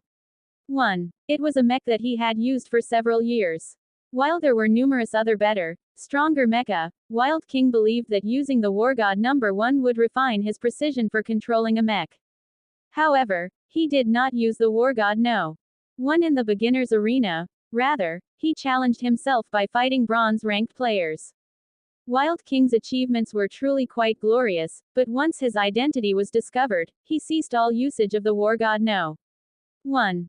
Wild King saw himself in his opponent, tackling challenges from a disadvantageous position, climbing the leaderboard with a subpar mech. The similarities were truly uncanny.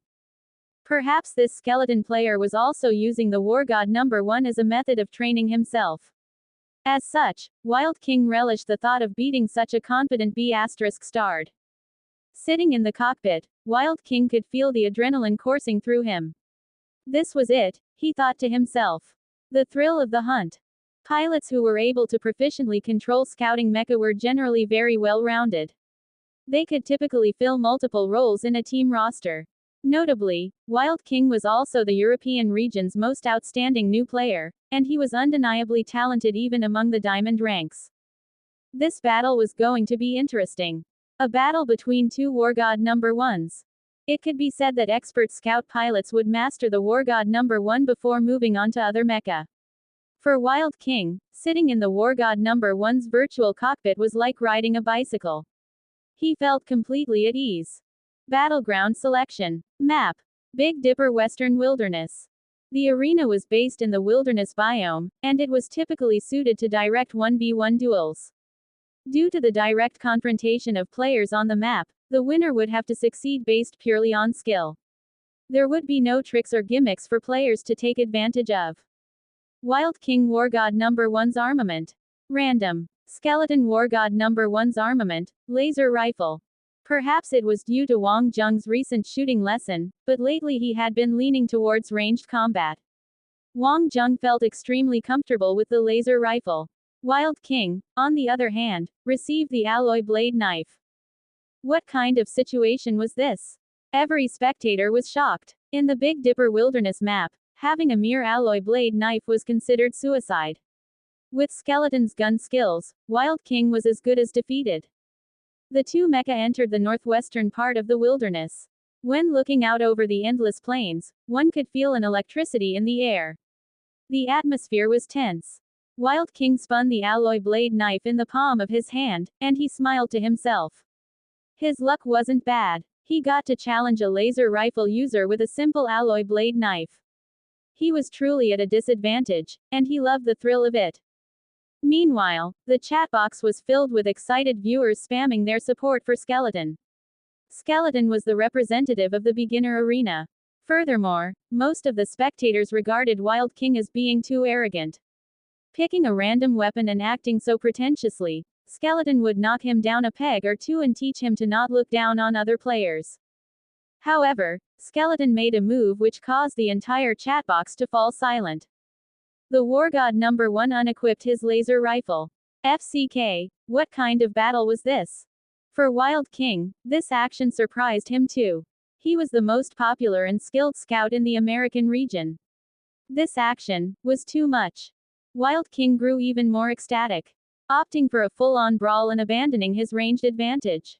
It was the first time he had met such an interesting individual. Wild King's War God number 1 also unequipped his alloy blade knife. The wind howled around the two mecha.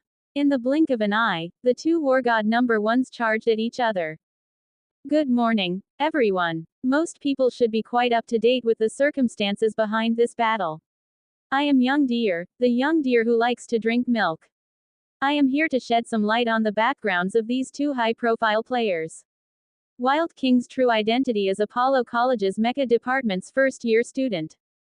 It is important to note that he was specially enrolled into Apollo College. He is a genius who has the potential to become a general. It was clear that, milk carton eating, Young Deer was clearly biased against Skeleton. Contestant Skeleton has decided to give up his advantage. But can he survive Wild King's onslaught? Bang! Just before the two mecha clashed, Wild King's War God number 1 jumped into the air, and as he fell, he viciously assaulted his opponent with a flurry of blows. It was a ferocious method that threw caution to the wind. However, he had misgauged the strength of his jump. It looked as if he was going to fall short of reaching Skeleton. Despite his mistake, Wild King adjusted himself in midair and retargeted Skeleton with a sliding tackle. Just nice. Just before the point of impact, Skeleton's War God number 1 executed an arc slide step. Although he only moved a hair's breadth to the side, he dodged the tackle. Yet, even in that brief pass, the two mecha exchanged a single strike. The two mecha leapt away from each other to gain some distance. They paused. In that moment, Wild King's War God number 1 braced himself with his left hand and maneuvered away.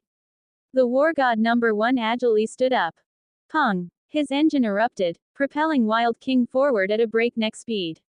His War God number 1's leg dug into the ground with each stride, pushing the mech forward. He rushed viciously towards Skeleton. This was Wild King's valiant attack. He was an aggressive scout, and using his speed to catch enemy off guard would usually guarantee him a sure victory. Bang bang bang! Wild King's War God number 1 threw a simultaneous punch and kick at the opponent. Pilots who had a fundamental grasp of wrestling moves in reality could bring their skills into these virtual mech fights. Notably, perfectly executing these moves in reality is rather difficult, as body positioning and posture are vital for an effective strike. Performing these moves in CT is supposed to be easier, as virtual reality does not take into account a physical body's limitations. However, normal people are typically unable to do so. Yet this was not an issue for Wild King. Excellent. Wild King's explosive assaults have forced Skeleton back, rendering him unable to counterattack. This is Wild King's famous Hurricane Assault, an omnidirectional attack that does not cease until the enemy is crushed. I can't believe that Wild King is just as deadly even when he is unarmed. The large military corps one should observe carefully. This is an example of an excellent scout, and he should be headhunted immediately. As Young Deer spoke, he picked up a carton of milk. He had finally regained his honor. From his fall from grace until today, he had finally managed to regain his reputation. Young Deer had considered leaving the CT community and starting anew, but running away was not part of his personality. In the battle, Skeleton was confident of his skills, especially on such even terrain. However, the downside to battling on an open field was the lack of cover. Furthermore, he had voluntarily abandoned his laser rifle. Skeleton really was taking a gamble here. Meanwhile, Wild King was delirious with excitement. It had been quite a long time since he could indulge himself in such a highly skilled combat environment. The generic CT player was usually quite idiotic. He would easily lose their cool and lose his head in the heat of battle. However, the young, inexperienced players could not help themselves as they loved court. This led to many inexperienced players challenging Wild King, and he could derive no enjoyment from those fights. Wild King did not know what sort of guy Skeleton was, but his assault was unable to break through Skeleton's stable defense. He howled in glee at the tough opponent in front of him. Wild King was completely on edge. Even his hairs were standing on end. Wild King's eyes exuded a glorious radiance. From head to toe, he was quivering in exhilaration. Tensing up his whole body, Wild King let loose a strong punch. His war god number 1 registered the movement and released a punch with great force. Missing his target, Wild King's punch slammed into the ground and debris flew out from the point of impact. The strike was so strong that it had completely surpassed the ones previously exchanged during the fight. Yet the flying debris had obstructed Skeleton's point of view. Wild King's war god No. 1 immediately seized the opportunity and executed a cartwheel, with his two legs violently slamming into Skeleton's war god number 1's silhouette. The entire motion was executed in a heartbeat. Bang! Skeleton's war god number 1 stumbled backwards, his two arms crossed to reduce the impact of the double kick. Wild King had fallen to the floor after completing his cartwheel maneuver. Despite the successful attack, he did not allow himself to relax. Meanwhile, in a CT cockpit far away in America, a scrappy youth with straw-like hair was gritting his teeth in elation. His upper body was riddled with numerous scars, and it was truly a ghastly sight. Outside the cockpit, there were at least 100 people watching the competition. These people, they all looked like delinquents. Indeed, Wild King was their pride and joy. An orphan in the street had managed to obtain special admission into the Apollo Military College. He was the pride of the entire neighborhood. Wild King's father was a retired commando.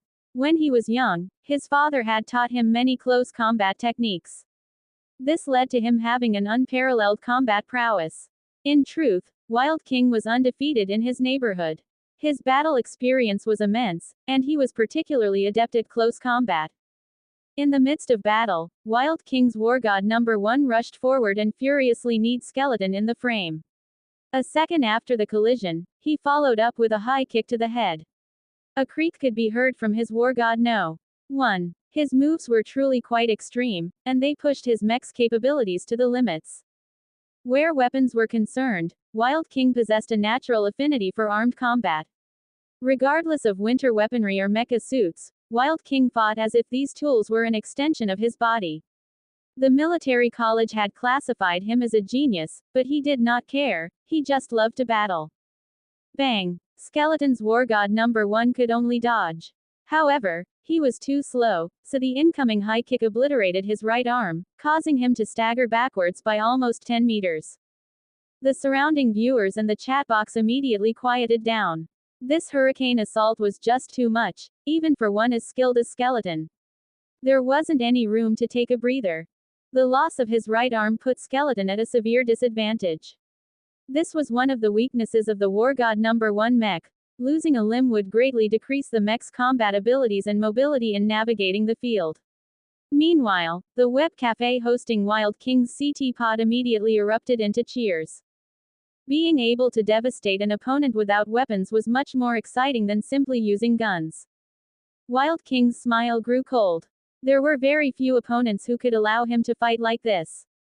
Energy shields were completely unable to protect him from this onslaught. However, as much as he had enjoyed this battle, all good things must come to an end. Haha, it looks like the outcome has been decided. If Skeleton is able to make a comeback, I will eat another milk carton. Haha. Young Deer laughed heartily. The last time he had broadcasted a commentary, it was done in vain. FCK, that cheapskate Solon did not give him a portion of the viewer donations. Skeleton's mech alarms were ringing. Wang Jung evaluated the extent of the damage. His mech's balancing mechanism was slightly damaged, but it could still be operated. However, in his current situation, he would not be able to take another hurricane assault. Perhaps this time he had really bitten off more than he could chew. Wild King raised a finger towards the sky, indicating his guaranteed victory. This was his cue to unleash his killing move. It was extremely tyrannical. The war god number 1 rumbled as it sprinted towards his opponent. Skeleton looked as though he had given up all hope of retaliating. However, Wild King could feel a sense of danger. When he was living on the streets as a street urchin, there were numerous times where he almost lost his life. This had given him a sixth sense for detecting such situations. He knew that the opponent was an expert in close combat, but Wild King reasoned that Skeleton was already drastically injured. With his current condition, even if they directly slugged it out, Skeleton would definitely be destroyed first. There would be no mercy shown. The distance between the two mecha shrank to just 5 meters. As they approached each other, Skeleton's war god number 1 suddenly leapt into the air. Jumping. Why the hell would he do that? Wild King had already successfully accelerated to his max speed. He was ready to execute his final killing blow. Wild King looked up, tracking his opponent. Yet, at this point, Skeleton's war god number 1 dived down towards Wild King with the bright rays of the sun directly behind the falling mech. The blinding light dazzled Wild King, and he was momentarily stunned. Skeleton's left leg lashed out a lightning-quick strike. With the falling momentum, his kick possessed unfathomable explosive strength. Bang! Crash! Wild King's war god number 1 stumbled forward, but the mech's head was missing. The western wilderness's dazzling sun rays were particularly harsh. One hit KO. Young Deer spat out a mouthful of milk. He clenched his hands in shock. The commentator was eagerly looking forward to the climax of the fight where Skeleton would be humiliated with a crushing defeat. But now, he was absolutely demoralized. FCK my life. Encountering this FCKER was like meeting a ghost. It was impossible to predict the outcome of the match.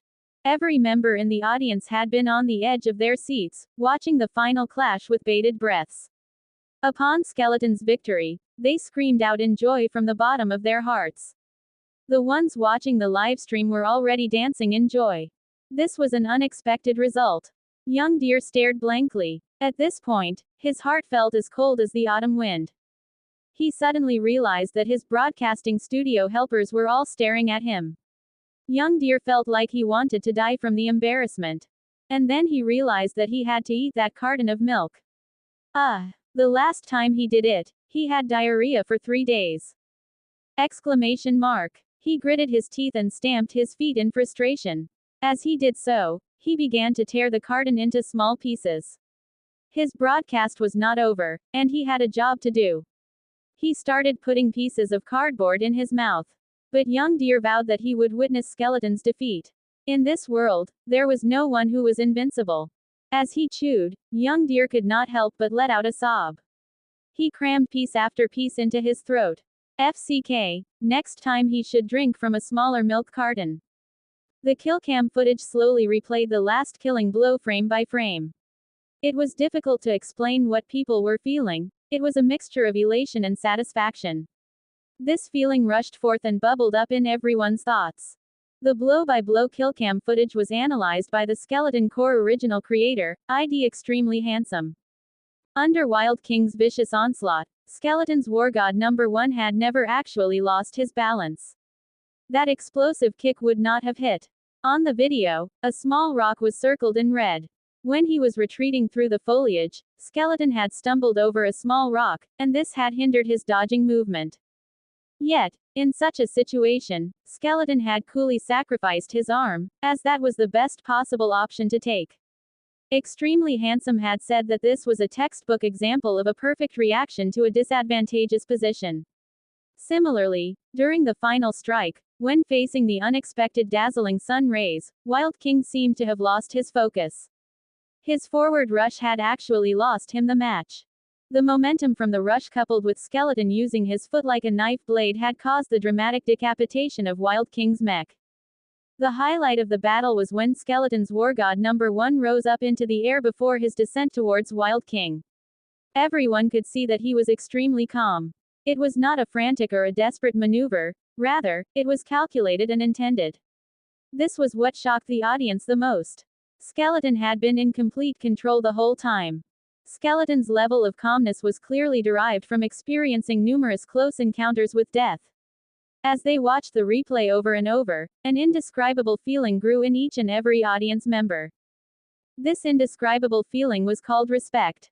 1. The military corps, or the equivalent of ranked teams in MOBAs. Chen Shu was passionately shouting in triumph. It was rather uncharacteristic of him, as he was usually shy and bashful. Only when it came to CT battles did Chen Shu show his true emotions and unreserved feelings. This display of strength. This was true power. The invincible god skeleton, a competitor for the king's struggle, had descended from the heavens.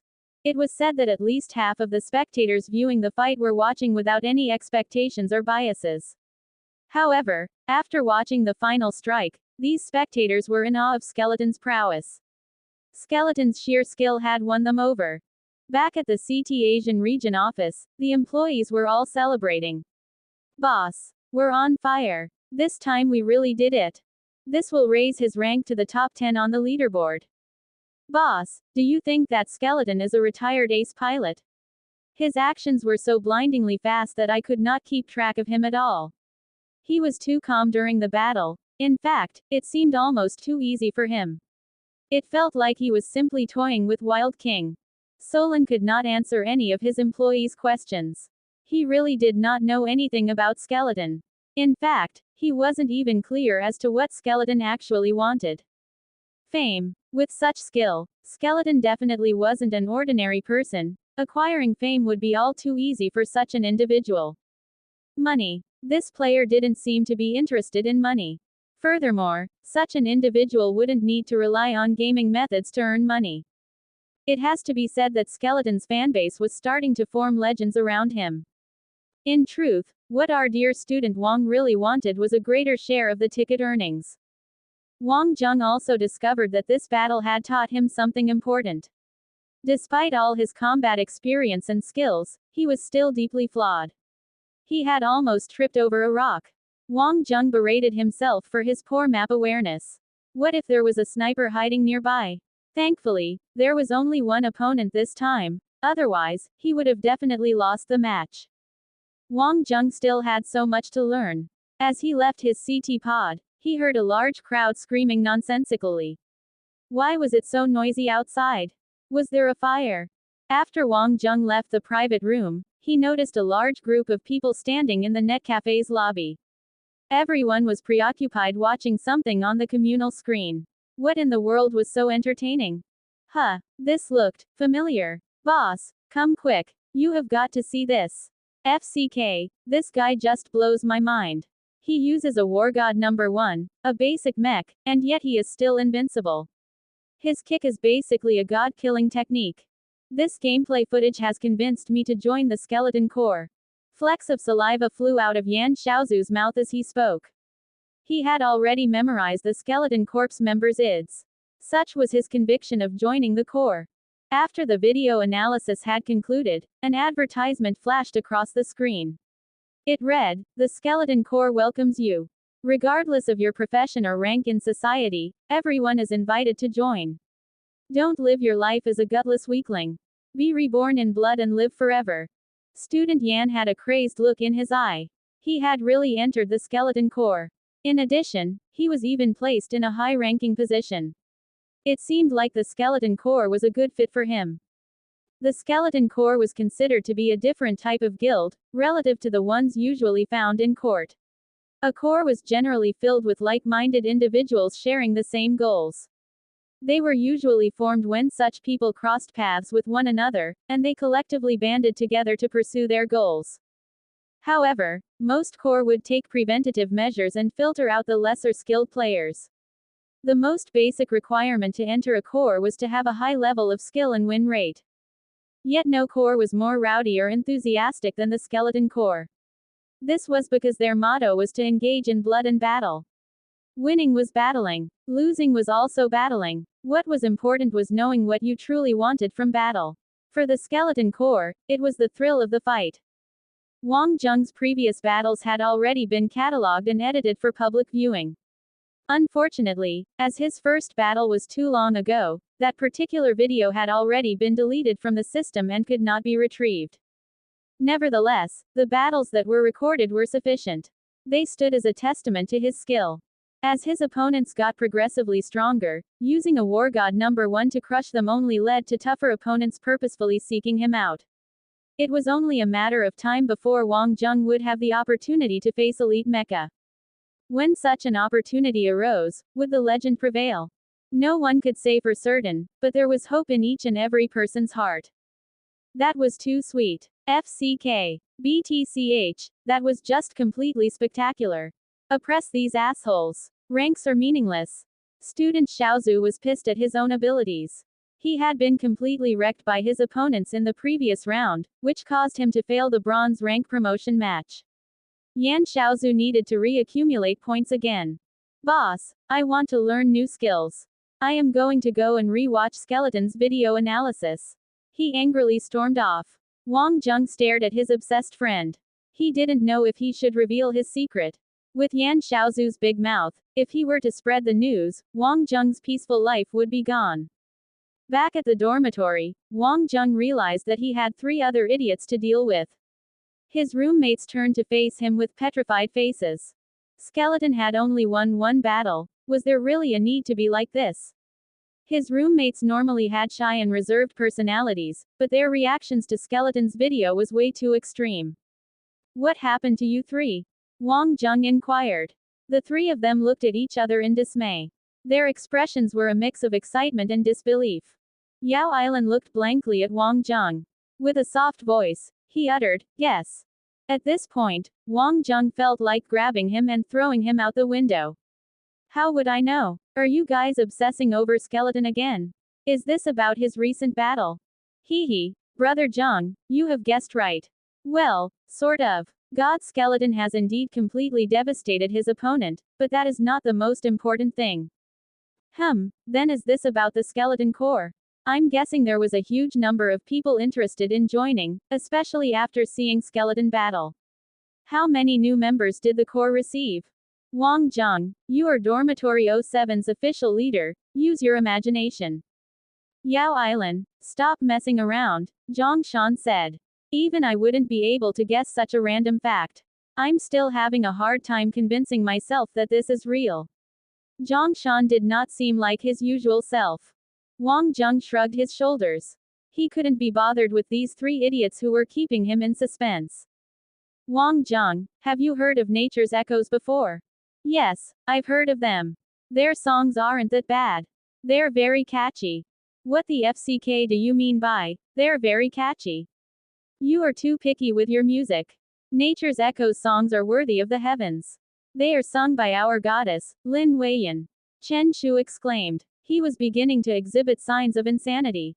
Wang Zheng didn't understand what these 3 guys were trying to get at. They seemed to be moving farther and farther away from the point. Lin Weiyan was someone that was hugely popular. She was a celebrity in the Milky Way, an Arslan citizen. She was known by everyone. However, to Wang Zheng, her songs were just that, songs. They were easy to listen to, and that was it. He didn't pay much attention to the world of music. Chen Shu did not understand Wang Zheng's lack of excitement. Are you from an older generation? I didn't realize that there was such an age gap between the 2 of us. Goddess Weiyan is my idol.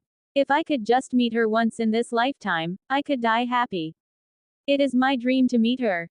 As a representative of his generation, Chen Shu was completely obsessed with her. He was even more fanatical about his goddess than he was for Skeleton. Okay, these 2 idiots are going crazy because Lin Weiyan's agent has contacted them. Her agent was hoping to use God Skeleton's combat footage for Lin Weiyan's upcoming music video. Now do you see why these 2 are losing their minds? Zhang Shan smiled. He too loved Lin Weiyan's music as it was very soothing and refreshing to listen to. Perhaps Wang Zheng's standards for music were too high. Or maybe Chen Shu was right and Wang Zheng was simply too old-fashioned. Oh, are you sure it's not a scam? Wang Zheng asked in concern. The 3 guys were growing increasingly frantic at Wang Zheng's calm demeanor. It turned out that the strangest guy in the dormitory was actually Wang Zheng. After his time with Bonehead, nothing could faze Wang Zheng anymore. After meeting Little Shi, nothing could surprise Wang Zheng anymore. Bonehead could be a military instructor and little she was a princess in disguise. What in the world could be more outrageous than that? Just go for it, I guess, Wang Jung said, unenthusiastically. You're acting as if you're skeleton and this is no big deal to you.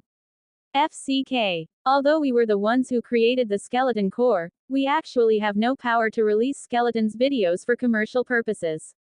We have already sent a message to skeleton, but we don't even know if he will reply. My god, if this works out, it will be a miracle. My god and my goddess will combine into one. God. Wang Jung was speechless. What the hell did he mean by combining into one? Actually, if it doesn't work out, it doesn't matter.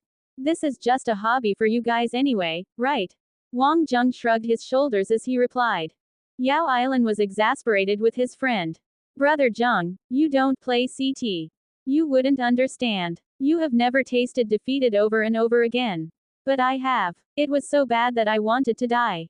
God Skeleton gives me spiritual release, while Goddess Weiyan helps me to ease my frustrations. The other two chimed in.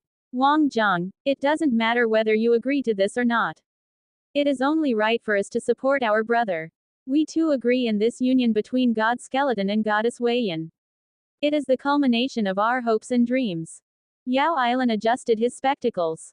His skill with crafting CT theories and analytics was unrivaled by anyone, but his actual performance was terrible. He was horrendous at piloting a mech. As such, he had a lot of pent-up frustrations in his heart, frustrations which he could not release. But all of a sudden, Yao Island had found a person who could represent his dreams. He was able to live vicariously through Skeleton. Wang Jung could not understand their feelings, but he could see that his friends were wholly committed to this dream. Well, since you all have such a strong belief in this, I am sure Skeleton will agree to it. Don't forget, if it works out, you must get several signed posters from him. Of course. That goes without saying. Wang Jung shook his head and left to check his Skylink.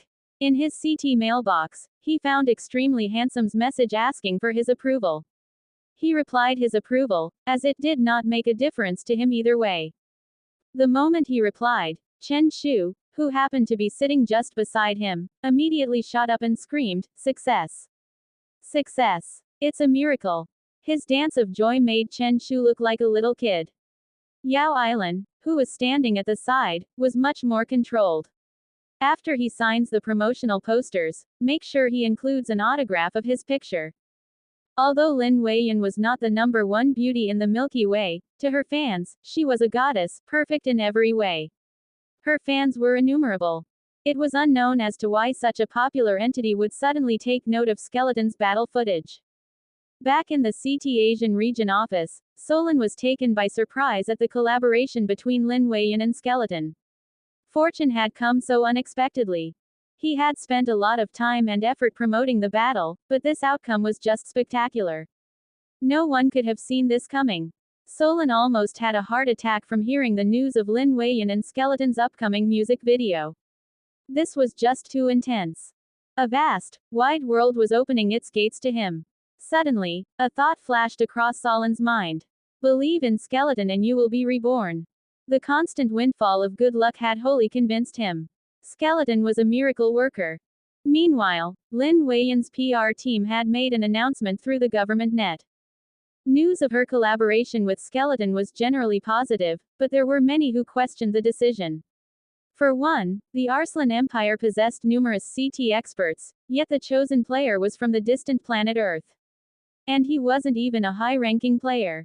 Furthermore, the new single was supposed to be a motivational song, and this was not Lin Weiyan's usual music direction. Could she pull it off? Her cute and sweet persona was unrivaled. But succeeding in the music industry took more than looks and personality. An idol would need to keep creating fresh, new material. Everyone understood her intentions of pushing the limits of her comfort zone and having grand aspirations for a new music video. But in reality, such a drastic career shift did not usually play out well. The failure rate for doing so was extremely high. Her fans did not want to believe that their beautiful princess Lin Weiyan could potentially create a bad music video. Yet the most faithful of her fans still gave their full support to her, while her rivals continued to sulk, envious of her courage and boldness. Wang Jung had no idea what Goddess Lin was like. However, he was sure that this goddess was currently in the midst of an unstable state of affairs. That evening, Wang Jung was summoned to Xiao Fei's quarters. As she was in the privacy of her own dormitory, Xiao Fei was dressed very casually. She was in loose-fitting pajamas, and she gave off the image of an innocent but sensual beauty. As her clothing was quite loose, her snow-white skin would occasionally be exposed. At this point in time, student Wang was sitting right in front of her. Xiao Fei was pacing circles around him, deep in thought as she scrutinized him with predatory eyes. It looked as if she was deciding on how to cook Wang Jung. Should he be baked in sweet and sour sauce? Or should he be stir-fried with mixed garlic? Ahem. Professor, could you please get to the point? If I knew anything, I would have told it to you already. Wang Jung was extremely fearful of the empress who stood before him. She had complete control over his future. Haha, that would be for the best. You should know that I am quite skilled at sniffing out lies. Now tell me, did you solve Marcus's question? Who is Marcus? What question are you talking about? I am so busy that I don't even have time to help others. Wang Jung smiled bitterly. That wasn't you. Do you recall the day I asked you to pass some materials to Marcus? If I remember correctly, you had taken quite a bit of time to do so. At this point, it felt like a detective interrogating a suspect. Xiao Fei stared at Wang Jung with a burning gaze, like a bee who had just found a fresh flower. Looking at Xiao Fei's intense expression, Wang Jung racked his brains. Suddenly, it occurred to him that she was referring to his time spent in the mathematics department. It was something that he had completely forgotten about as it was quite insignificant. Ah, could you be referring to the question on the blackboard in the math classroom? I wasn't taking it seriously and was just messing around. Crap, I hope I didn't cause any problems for anyone. Student Wang didn't know what to say. Why was he being questioned about this?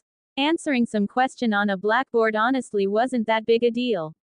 Xiao Fei shook her head helplessly and took a deep breath. You really are trouble. You know that. You screwed up big time. It was just random scribbles. It's not a crime. Worst come to worst, I can just help the mathematics department clean the blackboard, Wang Jung objected.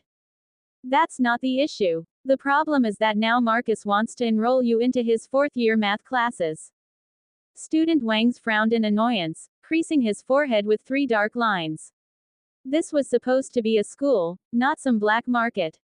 How could the teachers just forego the rules and lawlessly compete for him? Xiao Fei could not help but burst into laughter at the sight of Wang Jung's pitiful expression. Your random scribblings solved an age-old question that has stumped math geniuses all around the world. It has even caused several mathematics department students to create a fan club around you. Put yourself in Marcus's shoes. Of course he would want to headhunt you. Wang Jung let out a huge sigh of relief. So he wasn't in trouble. That's good. The principal had told him not to offend anyone among the faculty, as it would create difficulty for Wang Jung if he were to petition for a change in departments later on in the future. You little rascal. You're obviously quite gifted, and it is expected that other people would want to snatch you up. But you belong to me, remember that. That old B***-starred Marcus might as well be dreaming if he plans on stealing you away from me. Don't worry, Big Sis will protect you. Xiao Fei was extremely forward as she patted Wang Jung's shoulder. As she was just an arm's length away, Wang Jung could not avoid seeing her exposed skin. He could not distract himself from its snowy whiteness. Her skin was absolutely spotless. In the Rubik's Cube, Skeleton had trained him for confrontation with beautiful members of the opposite sex. However, back then, his heart knew that it was fake. Yet in the present, what was in front of his eyes was as real as could be. Ahem, this is. Noticing that Wang Jung's face was completely red, Xiao Fei stared blankly at him for a while before realizing the compromising situation that she was putting him in. She decided to use her feminine charms to press her advantage. Not bad, right? And I know you still don't have a girlfriend. What about me? A student-teacher relationship would be exciting to say the least. Xiao Fei was used to using her sexuality as a persuasion technique. The devilish lady was deriving satisfaction from seeing Wang Jung's awkwardness and embarrassment. Looks like I frightened you. Big Sis has high expectations for her partners, but you just barely meet the requirements. Work harder and in the future and Big Sis might just give you a chance, Xiao Fei said, as she charmingly gazed at Wang Zheng. Our dear student Wang was so frightened that he wanted to escape as quickly as possible. If he stayed, Wang Zheng wasn't sure what would happen. He was a young and virile adult male, and he definitely felt the effects of Xiao Fei's charms. Xiao Fei was seductive, intelligent, and beautiful. No one was immune to her advances. Wang Zheng had to escape. Xiao Fei laughed seductively. She was like a child who was extremely proud of herself. To her, bullying little boys was addictively fun. However, she knew that she had to properly protect this little B*****starred. Xiao Fei already had to compete with the mecha department for Wang Zheng's affection. If Wang Zheng were to join them, Xiao Fei's relationship with him would just get problematic. With such an excellent foundation and grasp of mathematics, Wang Zheng was a genius solely born to do physics. Meanwhile, on the faraway planet of Ozlon. Ozlon was the most well-planned planet in the Milky Way. Its structural layout had been meticulously thought out, and everyone who visited the planet was surprised at its aesthetics and beauty. Ozlon was filled with an abundance of greenery and elegant communities.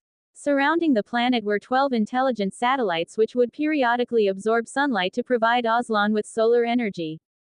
These 12 satellites could also function as defensive weapons during times of war.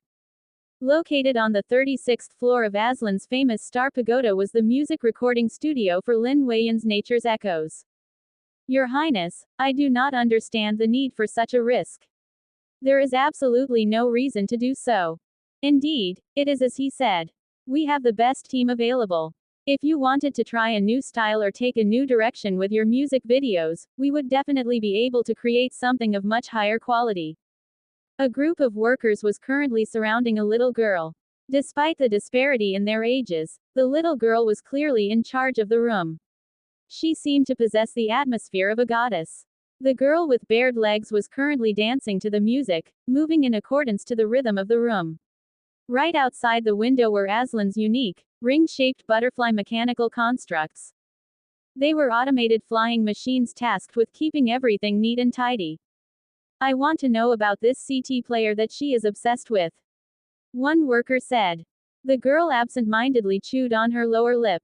She was the famous beauty that could move mountains, the one and only Lin Weiyan of Ozlon. Not Afraid. This was Nature's Echoes' new single. The moment it debuted, the song rocketed to the top of the Milky Way Alliance's top 18 charts, where it was ranked the most played single for 10 different categories. Such a feat had never been seen before. This was something that numerous music critics would never have imagined. Although Lin Weiyan's popularity was partially attributed to her youthful beauty, it was her unique singing style that had won over the inhabitants of the Milky Way. However, solely relying on her sweet, demure personality also had its limits. After Lin Weiyan released her first 2 albums, she was confronted with an important career-making decision.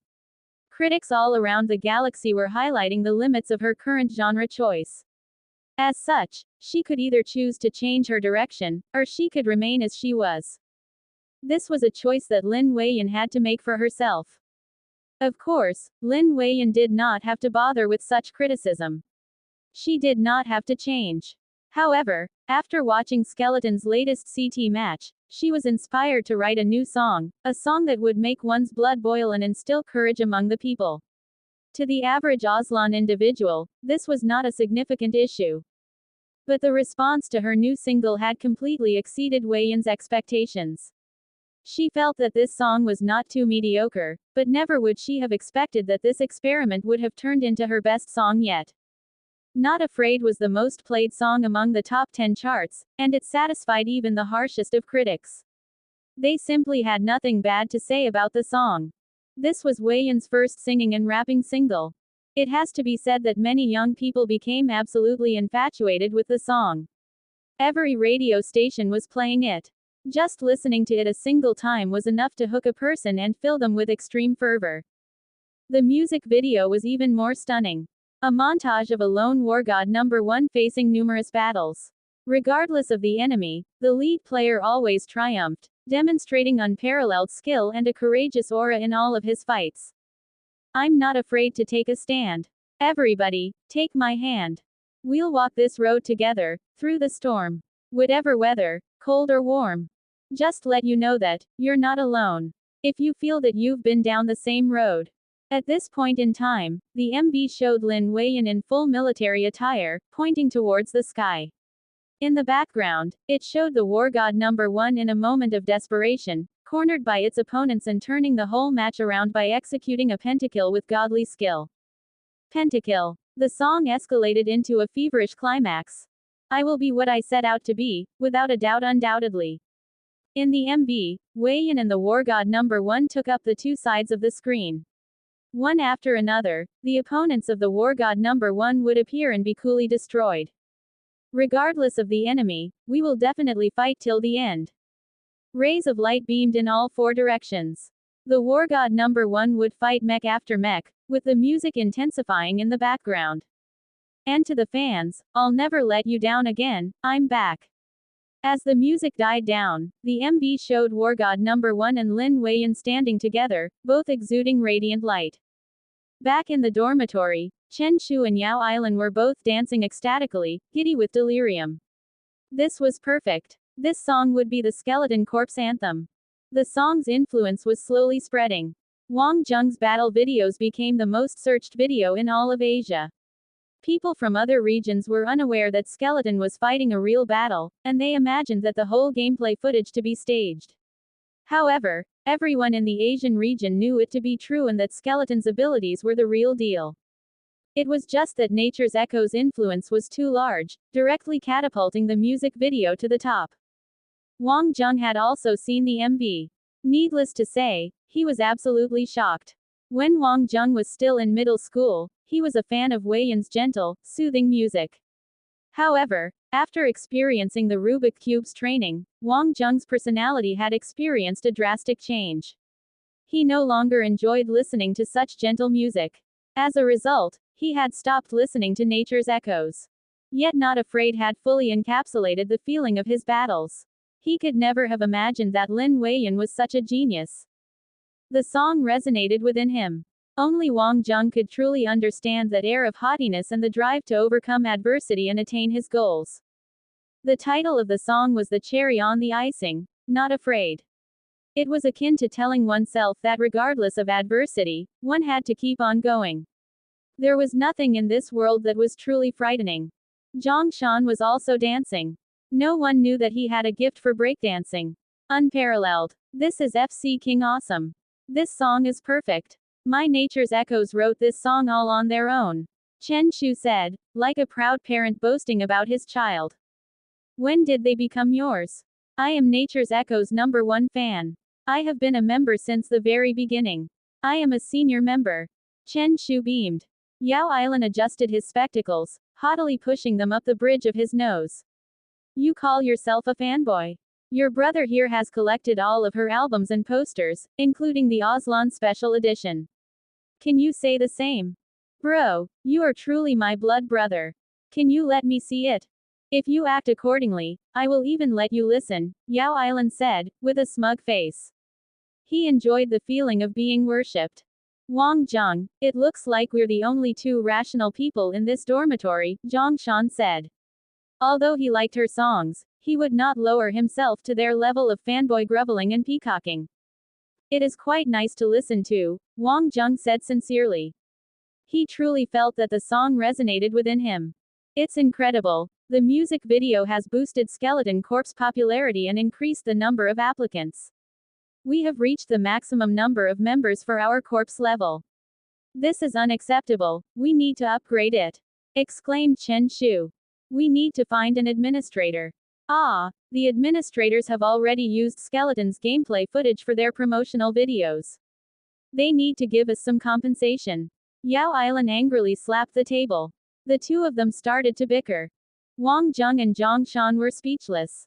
Yao Ailan and Chen Shu usually acted like old men, but depending on the scenario, the two could revert to acting as if they were 5-year-old children.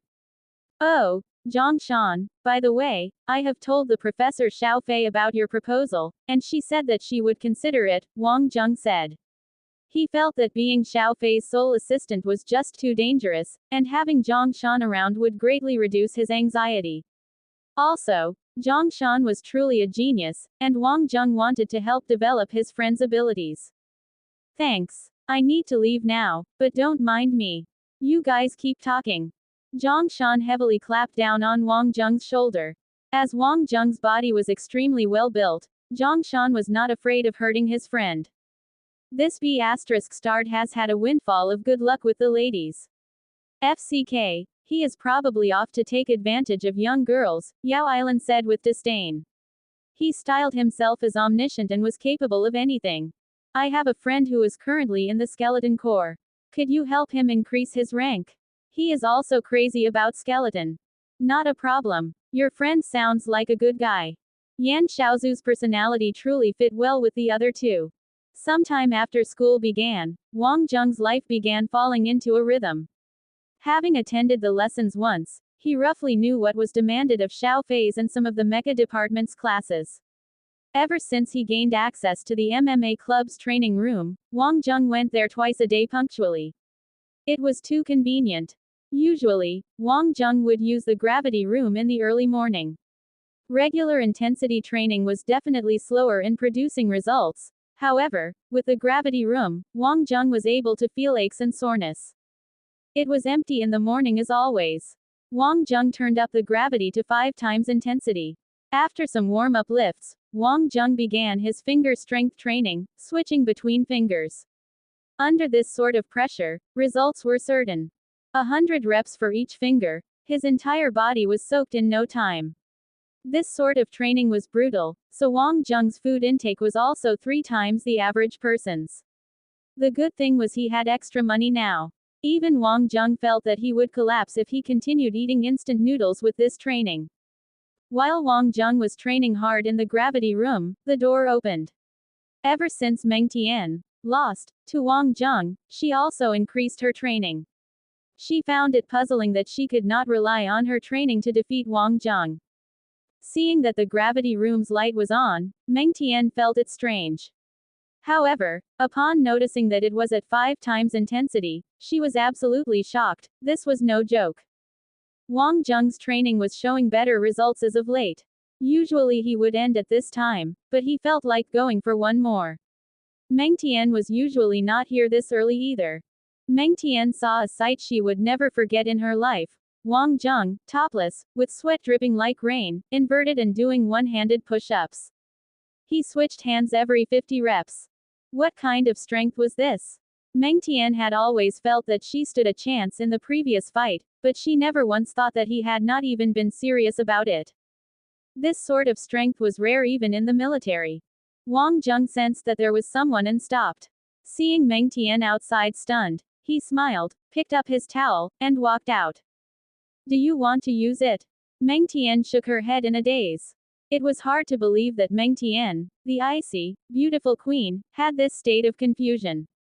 How did you do it? Haha, just daily training. Although it seems like I don't have much muscle, I am actually very strong. Wang Zheng struck a pose. Indeed, he was not terribly ripped, but Meng Tian could sense that he was full of explosive strength. Meng Tian bit her lip as she suddenly said, "Can you make me stronger?" Wang Zheng was surprised for a moment. He could tell that Meng Tian was earnest, but for a girl. Actually, my style of training is not very suitable for the average person, Wang Zheng said. A normal person would die if he trained like that. I'm not afraid. As long as I can become strong, I am willing to do anything. Meng Tian exposed her usual stubbornness. Wang Zheng did not really know how to reject a girl. This, we can try. Actually, I'm also not very sure how to coach you. Even just by sparring with you, I can improve. This was what Meng Tian had thought of all along, improving through fighting. Except, as a girl, she felt that it was not good to always be harassing others. However, upon seeing this, she could not care anymore. During the test with the explosive strength measuring machine at the beginning of military training, it could have been that the machine was not faulty. Perhaps it was that Wang Zheng's strength had already reached incredible levels. Can do. I need the training anyway. Wang Zheng smiled. Wang Jung took a shower and was done in 5 minutes. When he came out, Meng Tian had already changed and was practicing various swift kicks. Her movements were very tactical. Her flexibility and mobility were both pretty good, and there were not many flaws. It was evident that she had gone through strict training. It was only because Wang Jung had gone through the pillar training that he could see the skill gap between them.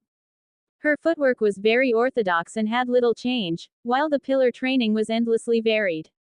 How is it? Meng Tian asked after one round. The beads of sweat on the tip of her nose made her cuter. Not bad. That can't be all, tell me the truth. It was clear that Meng Tian was not satisfied with this type of patronizing answer. Flowery fists with fancy footwork. Haha, your moves are actually not bad already, but your strength and speed still have room for improvement. Also, it seems like you are very obsessed with routines. Actually, fights are ever changing and are very dynamic. Reflexes and adaptability are important skills to have. You need to have a good grasp of speed, accuracy, and lethality. Like this. Wang Jung followed Meng Tian's demonstration and threw out a set of kicks, except his were lower and quicker and as ferocious as a whirlwind. Wang Jung, who moved over 10 meters in a moment, looked back. Meng Tian was in a daze again. What's wrong? Maybe someday I will need a favor from you, Meng Tian said suddenly. We are schoolmates, no problem. I will definitely help if I can. Wang Jung had actually not previously appreciated Meng Tian's capable personality. Besides, the two had the common goal of becoming excellent pilots. Wang Jung certainly could not use Bonehead's training methods on a girl. Moreover, this was not the Rubik's Cube. If he was not taken away by the police, he would at least be sent to the mental hospital if he tried them on her. Balance is most important. This horse stance training will do you good. Wang Jung taught Meng Tian the female horse stance. The male version was wider. Based on a female's body, it needed to be closer and triangular. This stance was also most stable. Is this useful? It has to be said that this stance was not very pretty. Haha, try attacking me. If I move, you win. Wang Jung assumed the horse stance. Meng Tian's eyes lit up. She really intended to try. After pulling back some distance, Meng Tian cried out femininely and threw a low-flying kick towards Wang Jung. Wang Jung smiled. This was a strong blow. Bang! Receiving it easily, Wang Jung's body did not move. Again, she did not want to waste this opportunity of a live target. Meng Tian was not polite about it and launched a fierce attack towards Wang Jung. There was no one around, so Meng Tian did not have to worry. Meng Tian's attack was rather ferocious, with the intent to deal harm. Although Meng Tian altered her position and adopted a more violent style, her lethality dropped drastically. No problem. You can attack anywhere, or you won't be able to show your power. When Meng Tian heard this, her brows furrowed slightly. Her style became colder, but Wang Jung became stronger under greater attacking pressure. Wang Jung received a series of 3 kicks easily. Meng Tian felt her leg go limp and fell over. Just when student Wang was finding this rather fun, Meng Tian suddenly collapsed. He quickly supported her. This was overexertion. Are you okay? Wang Jung asked, touching her forehead.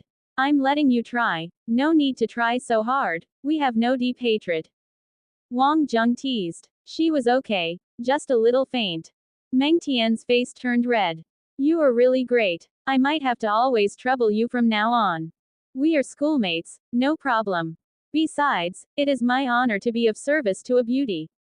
Meng Tian's face turned redder. At this moment, the training room's doors opened. A bunch of students engaged in loud conversation entered. The training room fell silent immediately. Everyone looked at each other. Meng Tian, blushing, was in Wang Jung's arms. Oops, we have walked into the wrong place. Yes, we didn't see anything. Meng Tian stood quickly. Wang Jung waved his hand. Just exchanging pointers. Meng Tian accidentally hurt her leg. Have to trouble you to send me to the infirmary. Meng Tian had restored her cool. Amidst the crowd's laughter, the two of them left quickly. Meng Tian's pursuers were many. It was a pity no one could beat her, much less think about anything else. Wang Jung's personality was easygoing. The crowd also felt that he was better than the arrogant Guan Dao. Wang Jung supported Meng Tian out. Meng Tian suddenly said, "Do I have to call you, Master, next time?" "Oh, no need to be so exaggerated. We will just exchange pointers." "Is Yi Zhisu your girlfriend?" Meng Tian asked suddenly. "No, we are schoolmates and friends. How can she fancy me?" Wang Jung laughed. This was the truth. Yi Zhisu was the school flower and Wang Jung was just a passerby. Solon was doing rather well in recent days. He could even laugh in his dreams. His superiors were very pleased with his performance. It was said that the board meetings also took a new turn and no one was raising the matter of his dismissal. Sometimes, when the path is right, the sky could really rain pies. Lin Weiyan's inspiration for her new song actually came from Skeleton's battle videos, and it was a hit. Even the official website was promoting this person. The question was, once the main website begins publicity and more experts are attracted, could the war god #1 withstand it? Regardless, Solon was clear that there was no turning back, and this was not something he could decide. Solon was busy looking for opponents, and it was actually rather difficult. Experts with a name for themselves were not very willing, and the usual opponent would be meaningless. After all, people who were willing to use the war god #1 were still rare. This included Wild King, who specialized in using his own high-end mech. If one used war god #1, he could operate it without problem, but his fighting strength would be greatly impaired. If one used a high-end mech, it would not be fair. This would be a bit of an insult to the esteems of the experts if they won, and it would be much worse if they lost. Hence, it was a rather awkward phase. Under Wang Jung's suggestion, Zhang Shan's trio also entered the assistance group. Xiao Fei also had the intention to nurture them. The three were rather talented. Given some time, they would not do badly. However, in Xiao Fei's eyes, only Wang Jung's future was boundless. His worldview was too good. Perhaps a top physicist who has been nurtured for 8 to 10 years would also only be at this level. With Zhang Shan and friends, Wang Jung's days were better. It has to be said that an opportunity like this was hard to come by. Although they were only involved in minor activities, it was also eye-opening. Although they were freshmen, the four of them certainly surpassed their seniors in some aspects by too much. Student Wang was absent for most of the physics department's classes, apart from Xiao Fei's. Professors would occasionally take attendance, and student Yao Island would mimic their voices to make fun of them. Not to mention his imitation was vivid. Wang Jung would be immersed in the mecha department as if he was stupid or drunk. Wang Jung had gained a fundamental understanding of mecha during his 1 month at OMG, and he found it very interesting now that he could apply some theory with the actual thing. First lesson. Mechanical science. 80+ people came to the school's equipment warehouse. There were many mecha parts. Unfortunately, Ares College's finances were not doing very well in recent years, so the equipment was older.